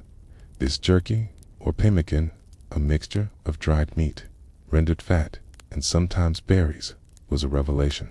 Far more efficient than the European methods of salting and barrel packing for mobile communities. Your wife, too, has learned invaluable lessons from the indigenous women in the area. She's adopted their methods for preparing wild plants, understanding which roots need leaching, which berries are best dried, and how to process certain nuts to remove their bitterness. I've seen her use a mortar and pestle, a tool learned from them, to grind dried berries and nuts into a fine powder, which can then be mixed with other ingredients for a quick, nutritious meal. It's a quiet exchange of knowledge, often without words, but deeply impactful. One quirky or fringe tidbit: some Native American tribes had sophisticated methods for preserving wild rice, a staple in many northern regions. They would often parch the rice, roast it lightly to remove the hulls, and then store it in underground caches lined with bark or deerskin. These caches were so well designed that archaeological digs have sometimes uncovered perfectly preserved wild rice from centuries ago, a testament to their engineering and preservation skills. Historians still argue whether the initial reluctance of some European settlers to fully embrace indigenous agricultural and preservation practices, prolonged periods of scarcity and hardship in early colonial settlements. The exchange wasn't always smooth, of course. There were misunderstandings, prejudices, and conflicts, but when it came to the fundamental need for survival, pragmatism often won out. The early settlers, facing starvation, were forced to set aside their preconceived notions and learn from those who had mastered living in this land.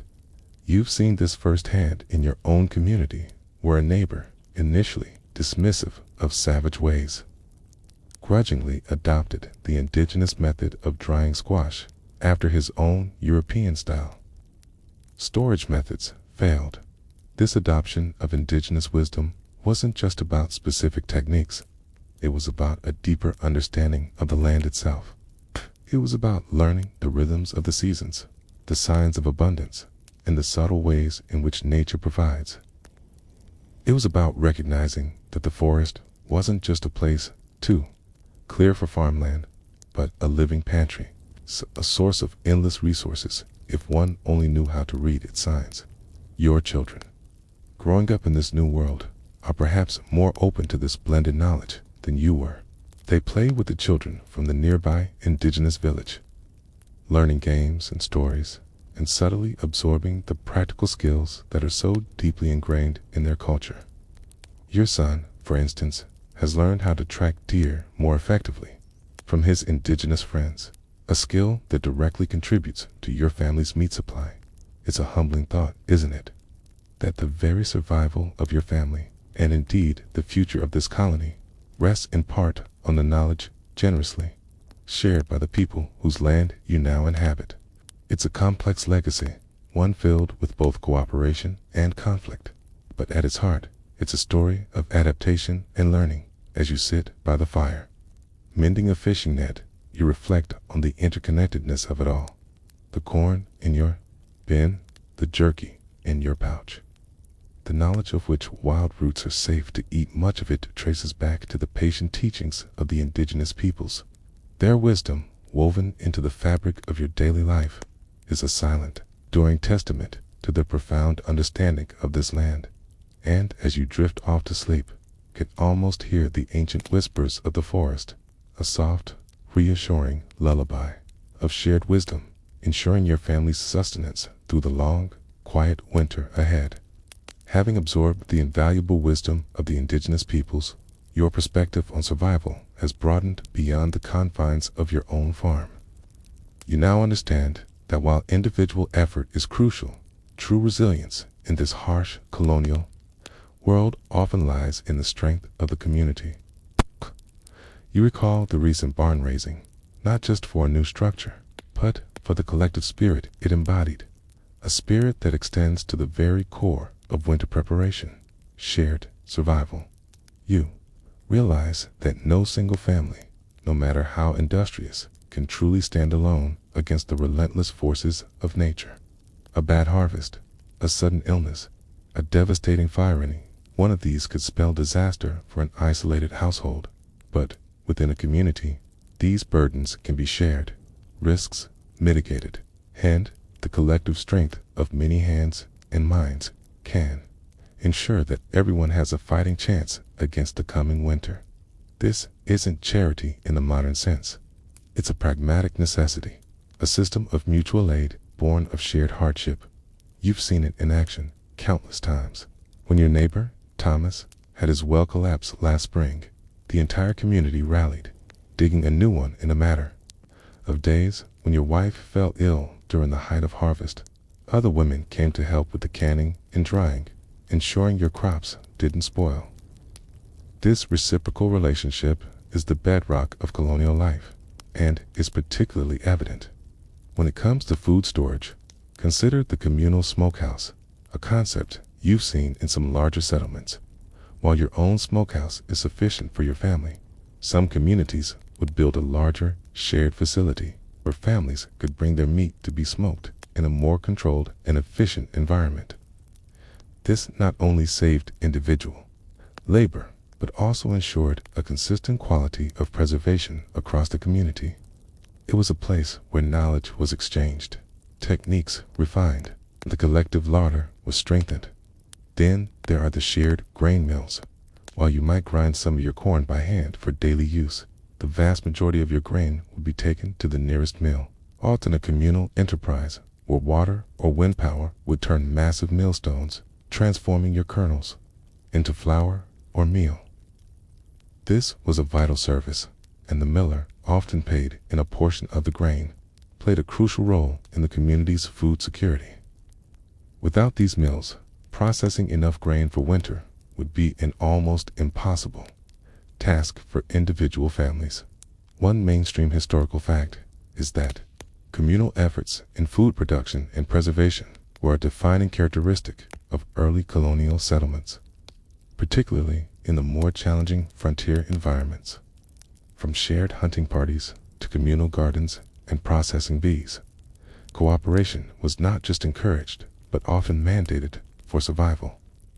Imagine the sheer logistical challenge of feeding an entire nascent village without a centralized food system. It was only through collective action that they could hope to overcome the immense obstacles. This sense of shared responsibility often fostered strong community bonds that transcended individual family units. Beyond the physical infrastructure, there were the bees, the social gatherings centered around specific tasks. Teeth participated in husking bees, where neighbors would gather to help strip the corn from its stalks, turning a tedious chore into a festive occasion. There were apple-peeling bees, quilting bees, and crucially, food processing bees. These weren't just about efficiency. They were about sharing labor, exchanging gossip, and reinforcing the social fabric of the community. You remember the laughter and singing that filled the air during the last apple-peeling bean, even as mountains of apples were being prepared for drying and cider making. These communal efforts also served as a vital knowledge transfer system. Younger generations learned from their elders, serving the precise techniques for salting, smoking, drying, and pickling. Newcomers to the community, perhaps from different regions or even different countries, would learn the local methods, adapting their own traditions to the specific challenges of the environment. It was a living, breathing school of survival, where practical skills were honed and passed down through direct experience. One quirky or fringe tidbit: in some particularly tight-knit colonial communities, there were informal systems of food banks or communal larders. If a family suffered an unexpected loss of crop failure, a sick animal, or a house fire, neighbors would contribute from their own stores to ensure that family didn't starve. This wasn't always a formal system, but an unspoken agreement, a deep understanding that today's misfortune could be tomorrow's, and that collective survival depended on supporting each other. Historians still argue whether the strong communal ties in early colonial settlements were primarily a result of shared religious beliefs or a pragmatic response to the harsh realities of frontier life. The concept of shared resources extended even to hunting. While individual hunting was common, larger game, like deer or bear, often required a communal effort. The meat from such hunts would then be divided among the participating families, and the preservation of that meat, whether through smoking, drying, or salting, would often become a shared task, ensuring that the bounty was utilized efficiently and equitably. You've seen the pride on the faces of the men returning from a successful communal hunt, knowing they've contributed significantly to the winter larder of several families. This communal spirit wasn't always harmonious. Of course, there were disputes over resources, arguments about fairness, and occasional conflicts between families. But the overarching necessity of survival often trumped individual grievances. You learn to put aside minor disagreements for the greater good, understanding that your family's well-being was inextricably linked to the well-being of your neighbors. Your children, growing up in this environment, naturally absorb this communal ethos. They see their parents helping others, and they are expected to contribute their own labor to community projects. Your son, for instance, helped haul timber for the new meeting house, and your daughter regularly helps her friends' mother with spinning and weaving. They understand that their individual efforts contribute to a larger whole, and that the strength of the community is their ultimate safety net. It's a powerful feeling. It's a sense of belonging, this knowledge that you are part of something larger than yourself. When the snow falls and isolates your farm, you know that you are not truly alone. The food in your pantry, while a result of your own labor, is also a testament to the collective effort of your community. The shared knowledge, the shared labor, the shared resources will contribute to the quiet confidence that your family will make it through the winter as you sit by the fire. Listening to the wind howl outside, you think of your neighbors, but you think of Thomas, whose family helped you with your corn harvest. You think of the widow Johnson, whose children your wife helped care for when she was ill. You think of the miller who grinds your grain. Each person, each family, plays a vital role in the intricate web of community survival. And it is this web, as much as any preserved food, that truly protects you from the harshness of winter. And as you drift off to sleep, you can almost hear the faint echoes of laughter from the last community bee, a soft, reassuring lullaby of shared survival, ensuring your family's well-being through the long, quiet winter ahead. With the comforting thought of community cooperation settling in your mind, your attention now shifts to the tangible objects that make all this preservation possible, the tools. You walk through your barn and kitchen, handling the specialized equipment that transforms raw bounty into winter sustenance. To us, a kitchen might be filled with electric mixers and stainless steel. To you, a colonial settler, each implement, from the simplest hand-carved wooden spoon to the most precious metal container, is a testament to ingenuity, labor, and the sheer necessity of making do with what you have. You pick up a large, well-worn, wooden stirring paddle, its surface smooth from years of use. This isn't just for stirring porridge. It's for turning large batches of apple butter over a slow fire, for mixing brine in a pickling crock, for mashing potatoes. Its simplicity belies its versatility, a true workhorse in your kitchen. You remember your grandfather carving this very paddle, his hands strong and calloused, teaching you that a good tool is an extension of your own will. Then there's the butter churn, a tall, narrow wooden barrel with a plunger that you've spent countless hours working. The rhythmic up and down motion, the slosh of cream, the gradual thickening is a simple machine, but without it, turning milk into long-lasting butter would be an even more arduous task. You've learned to listen to the sound of the churn, knowing by the change in pitch when the butter is about to come. A small but satisfying victory. For meat preservation, your tools are more robust. The heavy, sharp cleavers and knives used for butchering are kept meticulously honed, their edges glinting in the dim light. A dull knife is a dangerous knife, and in your world, an injury could mean a lost harvest, or worse. You also have a set of sturdy wooden meat hooks used for hanging cuts in the smokehouse, and large, shallow wooden trays for salting and curing. Each piece of equipment is designed for a specific, vital task, honed by generations of practical experience. Consider the salt box, a small, often decorative wooden container kept near the fireplace. While not a tool for preservation itself, it's a crucial accessory, keeping your precious salt dry and easily accessible for seasoning and curing.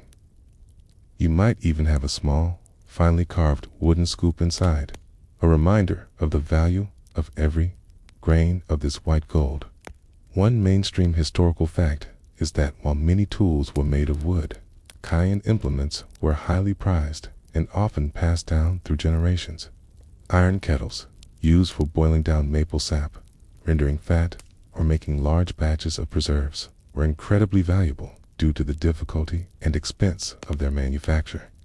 A large Castilian pot could be a family heirloom, a symbol of their ability to process and store food. Imagine the sheer weight of one of these kettles and the effort required to move it over a fire. It certainly makes your lightweight modern cookware seem almost flimsy for drying. Your tools are even simpler. Long lengths of twine for stringing apples and herbs, and large, clean cloths or woven mats for spreading out beans, corn, and sliced vegetables in the sun. These are tools that work in harmony with nature, relying on the sun and wind to do the heavy lifting. You've also got a sturdy wooden press for squeezing juice from apples for cider, and large barrels for fermentation, each one seasoned by years of use. It's wood imbued with the faint scent of apples and yeast. Then there are the storage containers themselves. Earthenware crocks, glazed and unglazed, are essential for pickling, for storing butter, and for holding rendered fat. These are heavy, durable vessels, often made by local potters, and their porous nature for unglazed or non-reactive. Surface for glazed makes them ideal for long-term food storage. You've got crocks of all sizes, from small ones for individual batches of preserves, to massive ones for sauerkraut or salted meats. Wooden barrels and firkins, smaller barrels, are also indispensable. These are used for storing salted fish, cured meats, flour, and even water. The cooper, the barrel maker, is a vital craftsman in your community, skill ensuring that your precious provisions remain safe and dry. You've learned to inspect a barrel for leaks, to tap its sides to check its integrity, knowing that a faulty barrel could mean a ruined winter supply.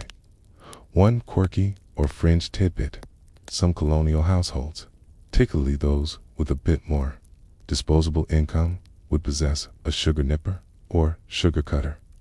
Before refined granulated sugar became common, sugar was sold in large, hard cones or loaves. The sugar nipper was a specialized tool, resembling a pair of pliers, used to break off smaller, usable pieces, not directly a preservation tool. It was essential for processing a highly valued commodity that was often used in preserving fruits and making sweet preserves. Historians still argue whether the limited availability and high cost of metal tools significantly hampered the efficiency of food preservation for poor colonial families, or if their ingenuity with wood and other natural materials largely compensated for this. Your children, too, have their own tools scaled down for their size. A small wooden mallet for pounding cabbage for sauerkraut, a miniature basket for gathering nuts, a tiny broom for sweeping up spilled grain. They learn to respect these tools, to care for them, and to understand that each one plays a part in the intricate dance of survival. Your youngest once tried to use a meat cleaver to cut a piece of cheese, resulting in a stern lecture and a quick lesson on tool safety. The constant maintenance of these tools is a task in itself. Knives need sharpening. Wooden implements need oiling to prevent cracking. Barrels need rehooping. Spend evenings by the fire, honing your blades, repairing a broken handle, ensuring that every tool is ready for its next use. It's a quiet ritual, a connection to the craftsmanship of your ancestors, and a preparation for the work ahead. There's a deep satisfaction in using a tool that has been passed down through generations. It's a sense of continuity and connection to those who came before you. You can almost feel the presence of your father, your grandfather, their hands guiding yours as you wield the same cleaver, stir with the same paddle. These aren't just inanimate objects. They are imbued with history, with the countless hours of labor they've witnessed, with the very essence of survival.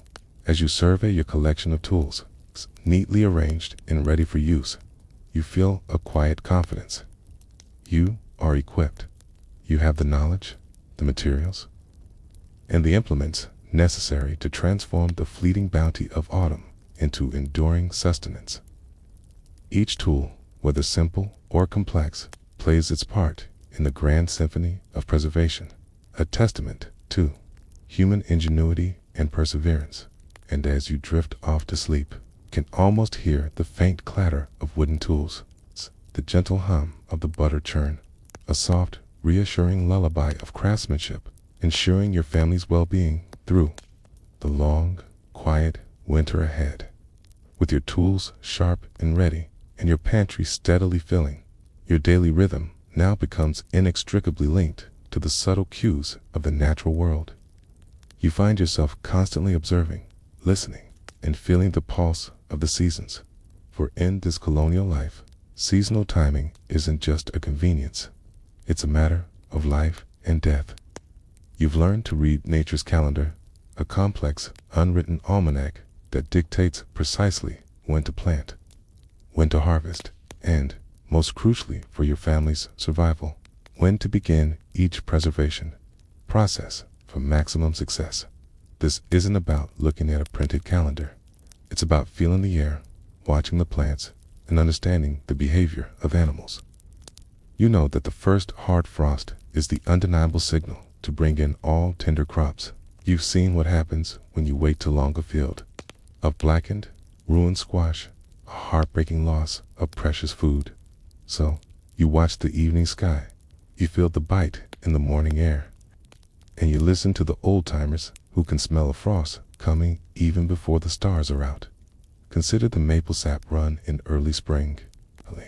You know that the sap flows best when nights are freezing and days are warm, a precise window that lasts only a few weeks. Miss it, and you miss your chance to make maple syrup, a vital sweetener and energy source for the year. Similarly, the timing of planting corn is dictated by the soil temperature and the last expected frost. A knowledge passed down through generations. It's often summarized in folk wisdom like plant corn when oak leaves are the size of a squirrel's ear. But for preservation, autumn is the most critical season, a frantic race against the inevitable cold. You've already seen how the first frost signals the end of the growing season and the need to bring in the last of the garden's bounty.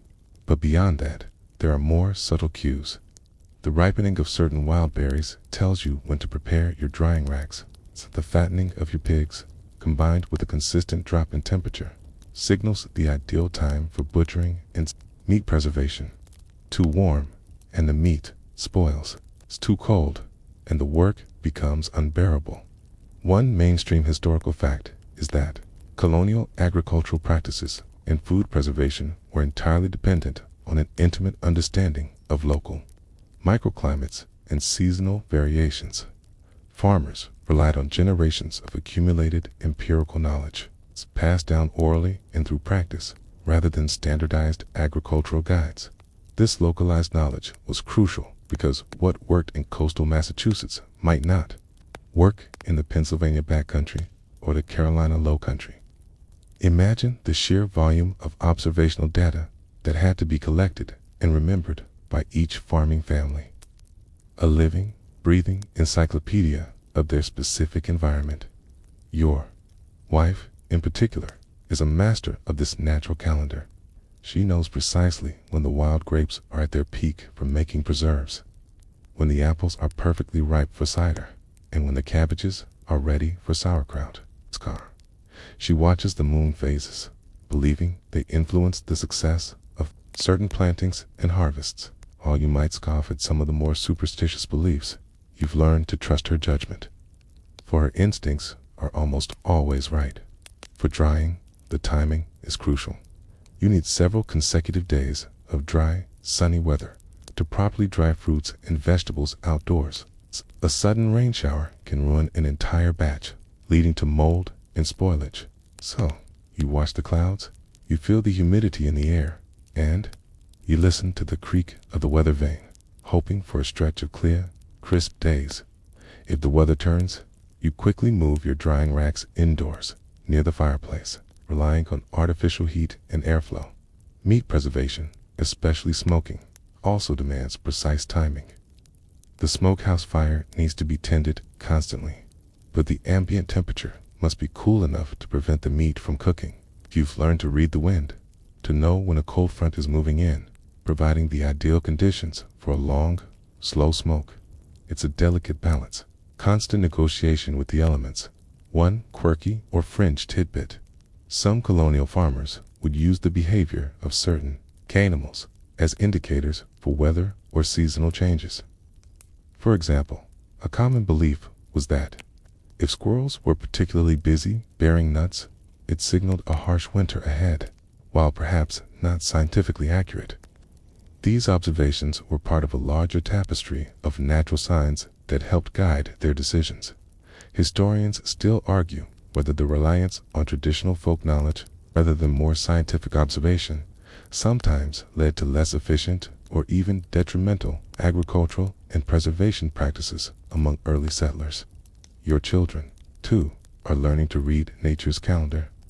They've learned to identify the different stages of plant growth, to recognize the calls of birds that signal changing seasons, and to feel the subtle shifts in temperature. Your daughter knows when the first wild strawberries are ripe, and your son can tell you when the leaves on the sugar maples are just beginning to turn, a sign that autumn is truly setting in. This intimate connection to the land is not taught in a schoolhouse. It's absorbed through daily life, through observation, and through participation in the endless cycle of planting, harvesting, preserving. There's a certain humility that comes with this reliance on nature's timing. You can plan, you can work hard, but ultimately, you are at the mercy of the weather, the soil, and the subtle forces that govern the natural world. A late frost, a prolonged drought, an unseasonable warm spell, any of these can throw your carefully laid plans into disarray. You learn to be flexible, to adapt, and to make the best of whatever nature provides. But there's also a deep satisfaction in this connection when you successfully bring in a bountiful harvest. When your preserved foods last through the winter, you feel a profound sense of accomplishment, a quiet triumph over the elements. You are working in harmony with nature, not against it, understanding its rhythms and bending your efforts to its will. As you walk through your fields, now mostly barren, you notice the subtle changes in the light, the way the sun sits lower in the sky. The air smells different, crisper, carrying the scent of wood smoke from distant chimneys. These are the signs, the whispers of the coming winter, urging you to complete your preparations. You've done your best to listen, to observe, to understand, and as you drift off to sleep, you can almost feel the subtle shifts in the wind, the gentle drop in temperature, a soft, reassuring lullaby of nature's calendar, guiding your family's survival through the long, quiet winter ahead. With the meticulous dance of seasonal timing fresh in your mind, it's time to confront a darker, yet equally vital aspect of colonial life, the specter of failure. You've worked tirelessly, followed every known method, and yet, sometimes, despite all your efforts, things go wrong. You recall the gnawing fear, the cold dread that settles in your stomach when you realize that a batch of salted meat has spoiled, or that the root cellar has succumbed to an unexpected thaw. This isn't just about inconvenience. It's about the harsh reality of what happened when preservation efforts failed and entire families faced the terrifying prospect of winter hunger, or worse, starvation. You understand that in your world, there's no safety net, no government aid, no food banks, no quick trip to the grocery store if your harvest rots. Every spoiled bushel of corn, every rancid piece of meat, every jar of moldy preserves is a direct threat to your family's survival. The consequences of failure are immediate and brutal, a stark contrast to our modern lives, where a forgotten carton of milk in the back of the fridge is merely an annoyance. Consider the unpredictable nature of the weather. You might have a perfect autumn for drying, with long, sunny days, only for an unseasonable stretch of rain and humidity to set in, ruining entire batches of apples or beans left out to dry. Or perhaps an early, unexpected, deep freeze catches your root vegetables still on the ground, turning them to mush. You've seen neighbors lose half their potato crop to an early, hard frost. A devastating blow that left them scrambling to find alternative food sources. Then there are the pests, those relentless, tiny adversaries. You might have built the most secure granary, but a determined rat can chew through almost anything. A hidden nest of weevils can infest an entire barrel of flour, rendering it inedible. You've heard tales of families opening their winter stores, only to find them teeming with insects, a heartbreaking discovery that meant months of labor had been for naught. It's a constant battle, and sometimes the pests win. One mainstream historical fact is that periods of scarcity and outright famine were not uncommon in early colonial America, particularly during the first few decades of settlement or in isolated frontier regions. The starving time in Jamestown in the winter of 1609 to 1610, where over 80% of the colonists died, is a grim example. While extreme, it highlights the constant precariousness of food supply. Even in more established settlements, a bad harvest or a series of preservation failures could lead to severe hardship, forcing families to rely on hunting, foraging, or the charity of neighbors, if available. Imagine the psychological toll of knowing that your family's very existence hinged on the success of your autumn labors, and that a single mistake could lead to such a dire outcome. Disease was another silent killer, often exacerbated by poor nutrition. Scurvy, caused by a lack of vitamin C, was rampant, especially during the winter months when fresh fruits and vegetables were unavailable. You've seen its devastating effects: bleeding gums, lethargy, open sores, and eventually death, while pickled vegetables and some dried fruits offered some protection. A prolonged period of reliance on dried meat and grain could quickly lead to its onset. Dysentery, typhoid, and other waterborne illnesses were also common, further weakening already vulnerable populations. Your own family has faced its share of setbacks. You remember the year the smokehouse fire got out of control? Not burning the structure down entirely, but scorching a significant portion of your cured hams, making them inedible.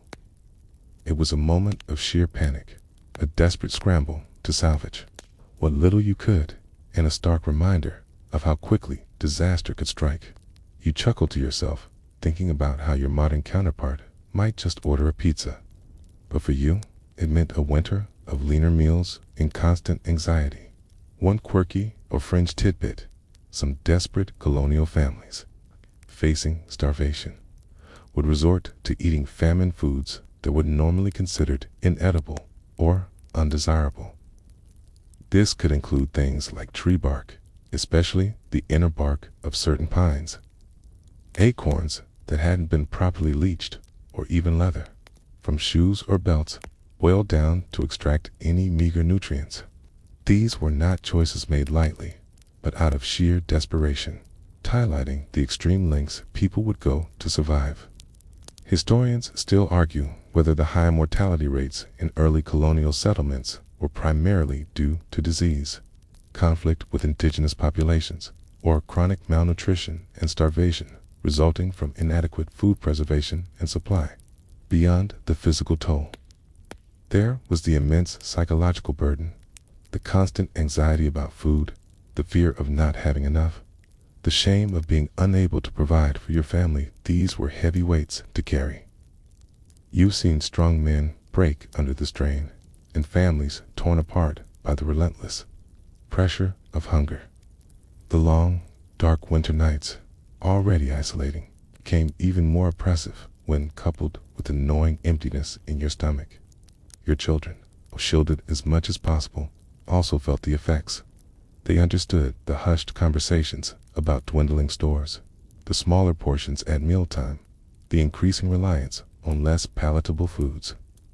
They learned to conserve, to never waste a crumb, and to appreciate every mouthful. You've seen the haunted look in their eyes when the food supply was particularly low, a look that etched itself into your memory when preservation efforts failed. The community often stepped in, as you remember from our last discussion. Neighbors would share what little they had, knowing that their turn might come next. But even communal charity had its limits, especially if a widespread disaster, like a regional drought, affected everyone. In such cases, the only option was to endure, to hope for an early spring, and to pray for survival. It's a humbling thought, isn't it? Okay, that despite all your knowledge, all your hard work, and all your ingenuity, okay, you are still ultimately at the mercy of forces beyond your control. The weather, the pests, the unforeseen accidents, these can all conspire to undermine your best efforts, leaving you vulnerable to the most primal fear of all, hunger. As you sit by the fire, it's the wind rattling the window panes. You feel a profound sense of gratitude for the food you do have, for the successful harvests and the preserved stores. You remember the taste of a spoiled ham, the sight of moldy grain, the empty feeling in your stomach. These memories serve as a constant reminder of the stakes, of the thin line between survival and starvation. And as you drift off to sleep, you can almost hear the faint, chilling whispers of past failures, a soft, unsettling lullaby of hunger, reminding you of the constant vigilance required to ensure your family's well-being through the long, quiet winter ahead. Having confronted the stark realities of failure, your journey through colonial food preservation now takes a wider view, spanning the vast and varied landscape of early America. You travel in your mind's eye from the rocky shores of New England to the humid low country of the Carolinas, discovering how different climates, diverse cultures, and unique local resources forged distinct, yet equally ingenious, approaches to food storage. You realize that while the core principles of preservation remained universal, the methods employed were as varied as the settlers themselves. Consider first the harsh, unforgiving winters of New England. Here, the growing season was short, and the cold was intense and prolonged. This necessitated a heavy reliance on methods that could withstand extreme cold and provide dense calories. Salted and smoked fish, particularly cod, were paramount given the abundant coastal fisheries. You've seen the vast drying racks, or flakes, along the New England coast, laden with split cod, testament to the region's primary export and a vital winter food source. Root cellars were also deeper, more insulated, and often carved directly into rocky hillsides, providing stable, cool temperatures for potatoes, apples, mate vegetables. Maple sugaring, while practiced elsewhere, became a particularly important early spring activity in New England, providing a crucial source of sweetness and energy after the lean winter months. The sap, boiled down into syrup and sugar, could be stored for long periods and was used not just as a sweetener, but also as a preservative for fruits. You can almost taste the rich, earthy sweetness of maple sugar, a welcome contrast to the salty, smoked flavors that dominated the winter diet. Moving south to the mid-Atlantic colonies, Pennsylvania, New York, New Jersey, you find a more temperate climate and a greater diversity of European settlers. Here, German and Dutch influences brought their own unique preservation traditions. You've already seen the prevalence of sauerkraut, a direct legacy of German settlers who brought their love of fermented cabbage to the New World. Smoked sausages and cured hams, often made with specific regional spices, were also common, reflecting a strong tradition of pork production. The fertile lands allowed for a wider variety of grains and vegetables, leading to more diverse preservation efforts, including extensive drying of corn and apples.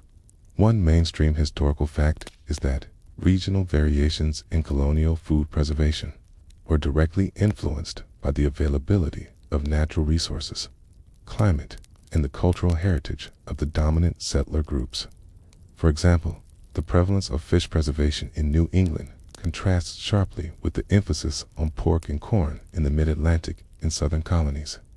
This adaptation to local conditions demonstrates the pragmatic ingenuity of the settlers, who quickly learned to leverage their immediate environment for survival. Imagine the culinary exchange that must have occurred as different European traditions met and mingled with indigenous practices, creating a unique American food culture. Journey further south to the Chesapeake Bay region and the Carolinas, and the landscape changes dramatically. The climate is warmer, the growing season longer, and humidity is a constant challenge. This meant that methods relying on dry air, like sun drying, were often less effective or required more careful management. Here, smoking and salting became even more critical, particularly for pork, which thrived in a warmer climate. The iconic southern ham, heavily salted and long smoked, became a staple, capable of withstanding the heat and humidity. Indigenous influence was also particularly strong in the South, with settlers adopting techniques for preserving corn, beans, and squash that were well suited to the humid environment. The use of elevated granaries, or corn cribs, designed to allow maximum airflow and deter pests, was a common sight. A direct adaptation to the challenges of storing grain in a warmer, wetter climate. You've seen these structures, often built on stilts, their slatted sides allowing the breeze to pass through, keeping the corn dry and free from mold. One quirky or fringe tidbit: in some coastal southern communities, settlers would use the abundant supply of oysters not just for eating fresh, but for making oyster cakes or oyster bread. These were essentially dried and pounded oyster meat mixed with cornmeal, which could then be stored and rehydrated. Later, it was a way to preserve the protein and flavor of a highly perishable seafood in a warm climate. Testament to making use of every available local resource. Historians still argue whether the distinct regional diets and preservation methods contributed to different health profiles or disease susceptibilities among colonial populations across the diverse American landscape. The cultural traditions of the settlers also played a significant role. The Scots-Irish, pushing into the Appalachian backcountry, brought with them a tradition of reliance on hunting and foraging, and their preservation methods often focused on drying meat, jerky, and wild plants. The enslaved African populations, forcibly brought to the southern colonies, also contributed their own rich knowledge of foodways and preservation, particularly for vegetables and grains suited to the warmer climates, often adapting traditional African methods to New World ingredients. Even within regions, local innovations emerged. A family living near a natural salt lick might develop a particular expertise in salt curing. Another near a dense forest might become masters of smoking or foraging. These microadaptations highlight the constant experimentation and learning that characterized colonial life. You've heard tales of a family in a particularly cold valley who perfected a method of burying root vegetables in layers of straw and frozen earth, creating a natural freezer that kept them fresh well into spring. This journey across the colonial landscape reveals a tapestry of survival, woven with threads of ingenuity, adaptation, and cultural heritage. There was no single colonial way to preserve food. Rather, there were countless ways, each shaped by the unique circumstances of place and people. You realize that the knowledge you possess, while extensive, is but one thread in this vast and intricate pattern. It's a powerful reminder that human resilience is not monolithic. It adapts, it innovates, it learns from its environment and from its neighbors. The challenges of winter were universal, but the solutions were wonderfully diverse, testament to the enduring human spirit's ability to find a way, no matter the obstacles. As you sit by the fire, contemplating the vastness of the colonial world in its myriad approaches to survival, you feel a renewed appreciation for the ingenuity of your ancestors. Each region, each community, each family contributed to a collective body of knowledge that allowed them to tame the wilderness and build a new life. And in their varied methods, you see a common thread: the unwavering determination to provide for their own. And as you drift off to sleep, you can almost hear the echoes of diverse voices across the colonies, the crackle of a New England smokehouse, The bubbling of a Pennsylvania sauerkraut crock, the rustle of corn in a Carolina cribbesoft, reassuring lullaby of regional variations and local innovations, ensuring your family's well-being through the long, quiet winter ahead. Having traversed the diverse landscapes of colonial preservation, your mind now turns to a less tangible, yet equally pervasive aspect of winter preparation. Its economics. You sit by the flickering firelight, tallying not just bushels of corn or pounds of salted meat, but the true cost of survival, understanding how the relentless demands of food preservation shaped colonial trade, created cycles of debt, and intricately wove itself into the very fabric of social relationships. Isn't just about putting food on the table.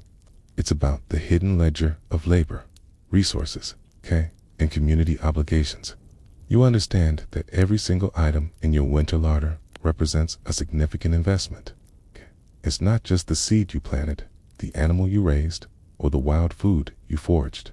It's the hours of back-breaking labor in the fields, the time spent butchering, salting, smoking, drying, and pickling. It's the cost of salt, a precious commodity often imported. It's the wear and tear on your tools, the wood burned in your smokehouse, the time spent mending fences to keep out hungry critters. Every calorie stored is a calorie earned, often at a steep price. Consider the sheer amount of labor involved. Your family, working from dawn till dusk during the harvest and preservation season, is essentially a small, self-sufficient factory. There are no paid wages, no hourly rates. Your compensation is survival itself. But this labor has an opportunity. Cost every hour spent husking corn is an hour not spent mending a roof, repairing a wagon, or producing goods for trade. This constant balancing act between immediate needs and future security is a defining feature of your economic life. Trade, too, is deeply intertwined with food preservation. While your goal is self-sufficiency, you cannot produce everything you need. You rely on the blacksmith for tools, the cooper for barrels, the miller for grinding your grain. These services are rarely paid for in coin, which is scarce. Instead, you trade your surplus extra bushels of corn, cured hams, barrels of cider, or perhaps furs you've trapped. This barter system means that your success in food preservation directly impacts your ability to acquire other necessities. A poor harvest means not only less food for your family, but also less to trade, potentially leading to debt or a lack of essential goods. Debt, your world, is a far more perilous beast than it is today. A bad harvest, a spoiled batch of preserves, or an unexpected illness could force you to borrow from a wealthier neighbor or a merchant. This debt might be repaid in labor, in future crops, or even in the form of indentured servitude for your children. The constant pressure to produce enough surplus to avoid debt or to pay it off is a heavy burden, shaping every decision you make about your farm and your family. One mainstream historical fact is that the colonial economy, particularly in rural areas, was largely a subsistence economy, heavily reliant on agricultural output and the ability to preserve that output for year-round consumption. Cash was often scarce, and most transactions occurred through barter or credit extended by local merchants. This meant that a family's economic standing and their ability to participate in the wider economy were directly tied to the success of their harvest and their food preservation efforts. Imagine trying to explain to your modern bank manager that your collateral is a barrel of salted pork and a few dozen pounds of dried apples. It certainly highlights the tangible nature of wealth in your time. Social relationships are also deeply influenced by the economics of survival. The communal efforts you've engaged in the barn raisings, the husking bees, the shared use of mills are not just about efficiency. They are about building social capital. By helping your neighbors, you are investing in a system of mutual aid that you might need to draw upon yourself. This informal credit system, based on trust and reciprocity, is a vital part of your economic safety net. A A family that consistently fails to contribute or is perceived as lazy might find themselves isolated when hardship strikes. Consider the cost of salt. It's not produced on your farm, and it's essential for meat preservation. You might trade a portion of your corn harvest for a barrel of salt from a merchant who imported it from the coast or even from Europe. This transaction connects your small farm to a vast international trade network, highlighting how even the most basic necessities are part of a larger economic system. You might even chuckle to yourself, thinking about how much easier it would be to just buy a shaker of salt from the grocery store. But then, you wouldn't have this profound appreciation for its value. This understanding of the global journey every grain has made one quirky or fringe tidbit in some colonial communities, particularly those with a strong religious foundation. There were informal poor laws or community chests that would provide assistance to families facing starvation due to crop failure or illness. However, this aid often came with strict conditions, including public scrutiny and the expectation of repayment through labor or future produce. It was a form of social welfare, but one deeply rooted in the economics of self-sufficiency and communal responsibility. Historians still argue whether the economic pressures of colonial life, particularly the constant threat of scarcity, fostered greater innovation in food preservation techniques, or if it simply reinforced existing traditional methods. The economics of winter preparation also influenced family size and structure. More hands meant more labor for planting, harvesting, and preserving. Children were not just mouths to feed. They were vital economic assets, contributing to the family's survival from a young age. Your children, as you've seen, are already active participants in the economic life of your farm, their labor directly contributing to the family's food security. This economic reality shaped decisions about marriage, family planning, the division of labor within the household. Even the choice of crops was an economic decision. Corn, while perhaps not as palatable as wheat to some European tastes, was often preferred because of its higher yield and its versatility in preservation. It could be dried, ground, or fed to livestock, providing multiple economic benefits. Similarly, pigs were often favored over cattle for meat production because they matured faster and their fat was so valuable for preservation, making them a more economically efficient choice for many families. As you review your stores, you don't just see food, you see embodied labor, traded goods, and social obligations. The barrel of salted pork represents not just a pig, but the salt you traded for, the wood you chopped for the smokehouse, and the communal effort that helped you butcher the animal. Every item is a node in a complex economic web, a testament to the intricate calculations that govern your daily life. This constant economic pressure, this relentless need to produce and preserve, shapes your mindset. You are frugal, resourceful, and deeply aware of the value of every resource. Waste is not just inefficient, it's a threat to your family's survival. This ingrained economic sensibility, born of necessity, is passed down through generations, a silent legacy of colonial life. As you bank the fire for the night, the quiet hum of your household settling around you, you feel the weight of these economic realities. It's a heavy burden, but also a source of immense pride. You are not just surviving. You are thriving through your own labor, your own ingenuity, and your deep understanding of the true cost of winter preparation. Your family's future, for now, is secure, built on the solid foundation of a well-stocked larder and a carefully managed economy.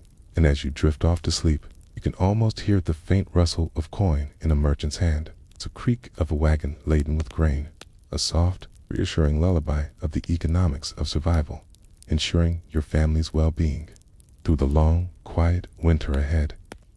After months of relentless cold, of scraping by on preserved stores, of battling rodents and the gnawing anxiety of scarcity, a subtle shift begins to occur. You step outside your cabin one morning, and the air, while still crisp, carries a new scent of faint, earthy sweetness, a hint of damp soil, an awakening life. The sun, though still low in the sky, feels warmer on your face, and the days are noticeably longer. This isn't just a change in weather. Spring's sweet release, the joyous culmination of all your tireless efforts as the preserved foods of winter finally give way to the promise of fresh growth, and the cycle begins anew. You feel it in your bones. This shift, snow, which once seemed an insurmountable barrier, now begins to melt, revealing patches of brown earth. Ice on the pond, once a source of precious cold, now groans and cracks, hinting at its imminent thaw. The birds, silent for so long, begin to chirp tentatively, their songs growing bolder with each passing day. It's a symphony of awakening, a chorus of hope after the long, quiet slumber of winter. Your pantry, once overflowing with the bounty of autumn, is now noticeably emptier. The last of the salted meats are being consumed. The final jars of pickled vegetables are opened, and the bottom of the grain bins are visible.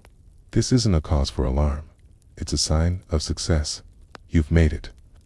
Your calculations were correct, your labor fruitful, and your family has been sustained through the leanest months. There's a profound sense of relief, a quiet triumph that settles deep within your soul.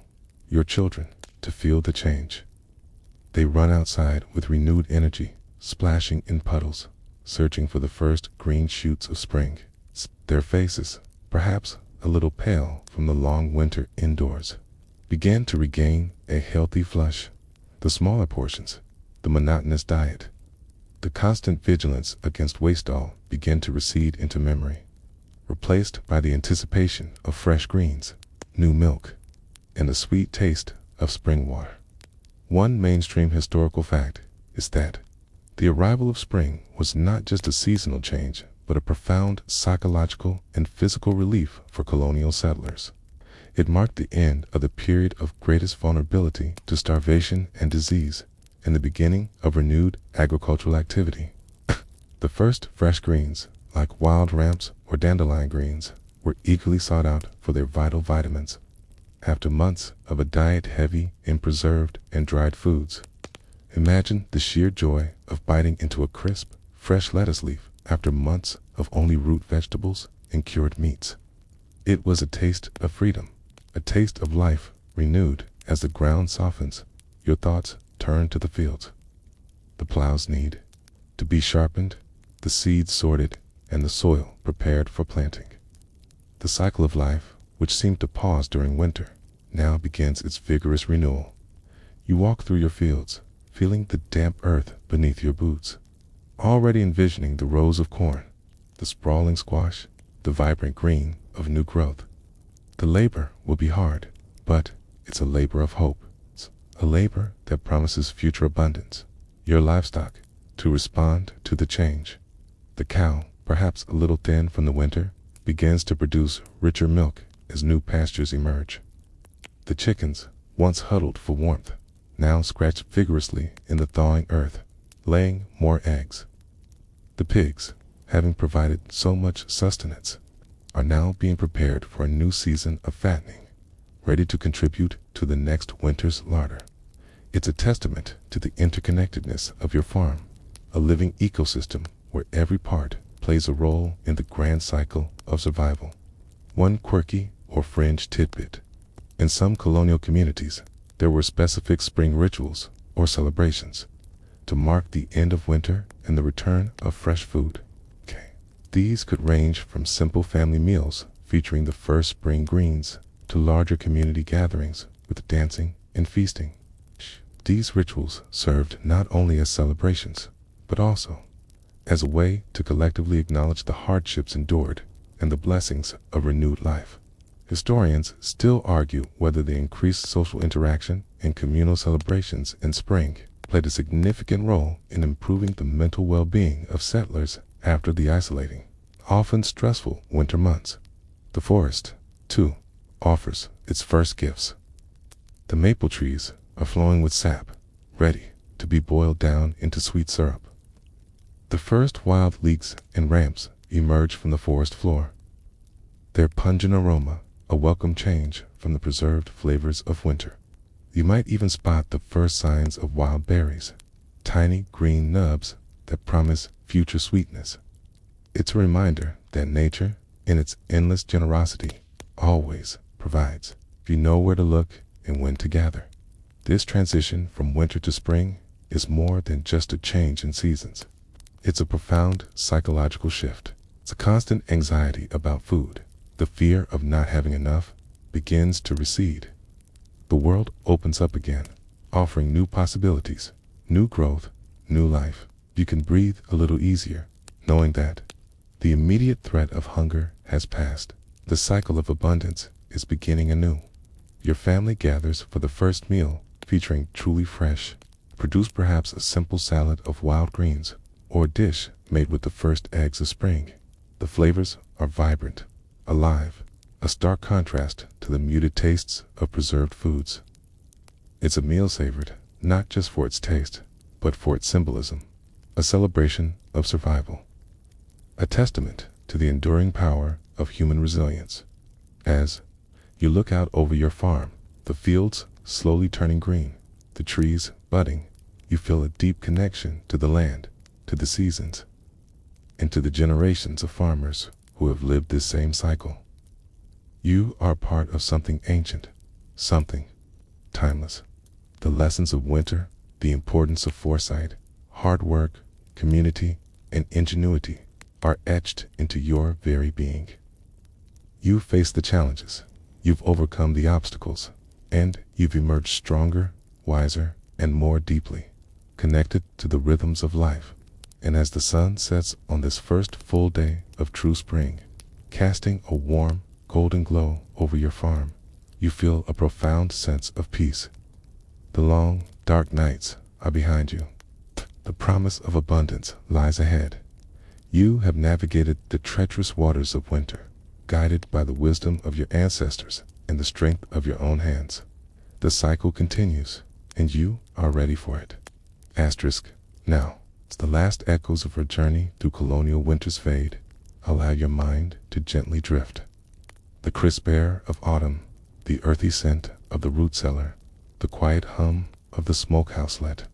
These images soften, becoming faint whispers in the background of your thoughts. The meticulous work of salting, the bubbling magic of fermentation, the patient art of drying. These were the rhythms of survival, now settling into the quiet corners of history. You've walked alongside those early settlers, felt the weight of their labors, and shared in their triumphs and their fears. But now, their struggles are done, their harvests secured, and their long, cold nights have given way to the gentle warmth of spring. There's no need for vigilance, no need for worry. The work is complete, the lessons learned, and the quiet satisfaction of a winter survived now envelops you. Feel the warmth of your own bed, the softness of your pillow, and let the gentle hum of the world outside lull you into a peaceful slumber. The past has done its work, and now it's time for you to rest. Sweet dreams.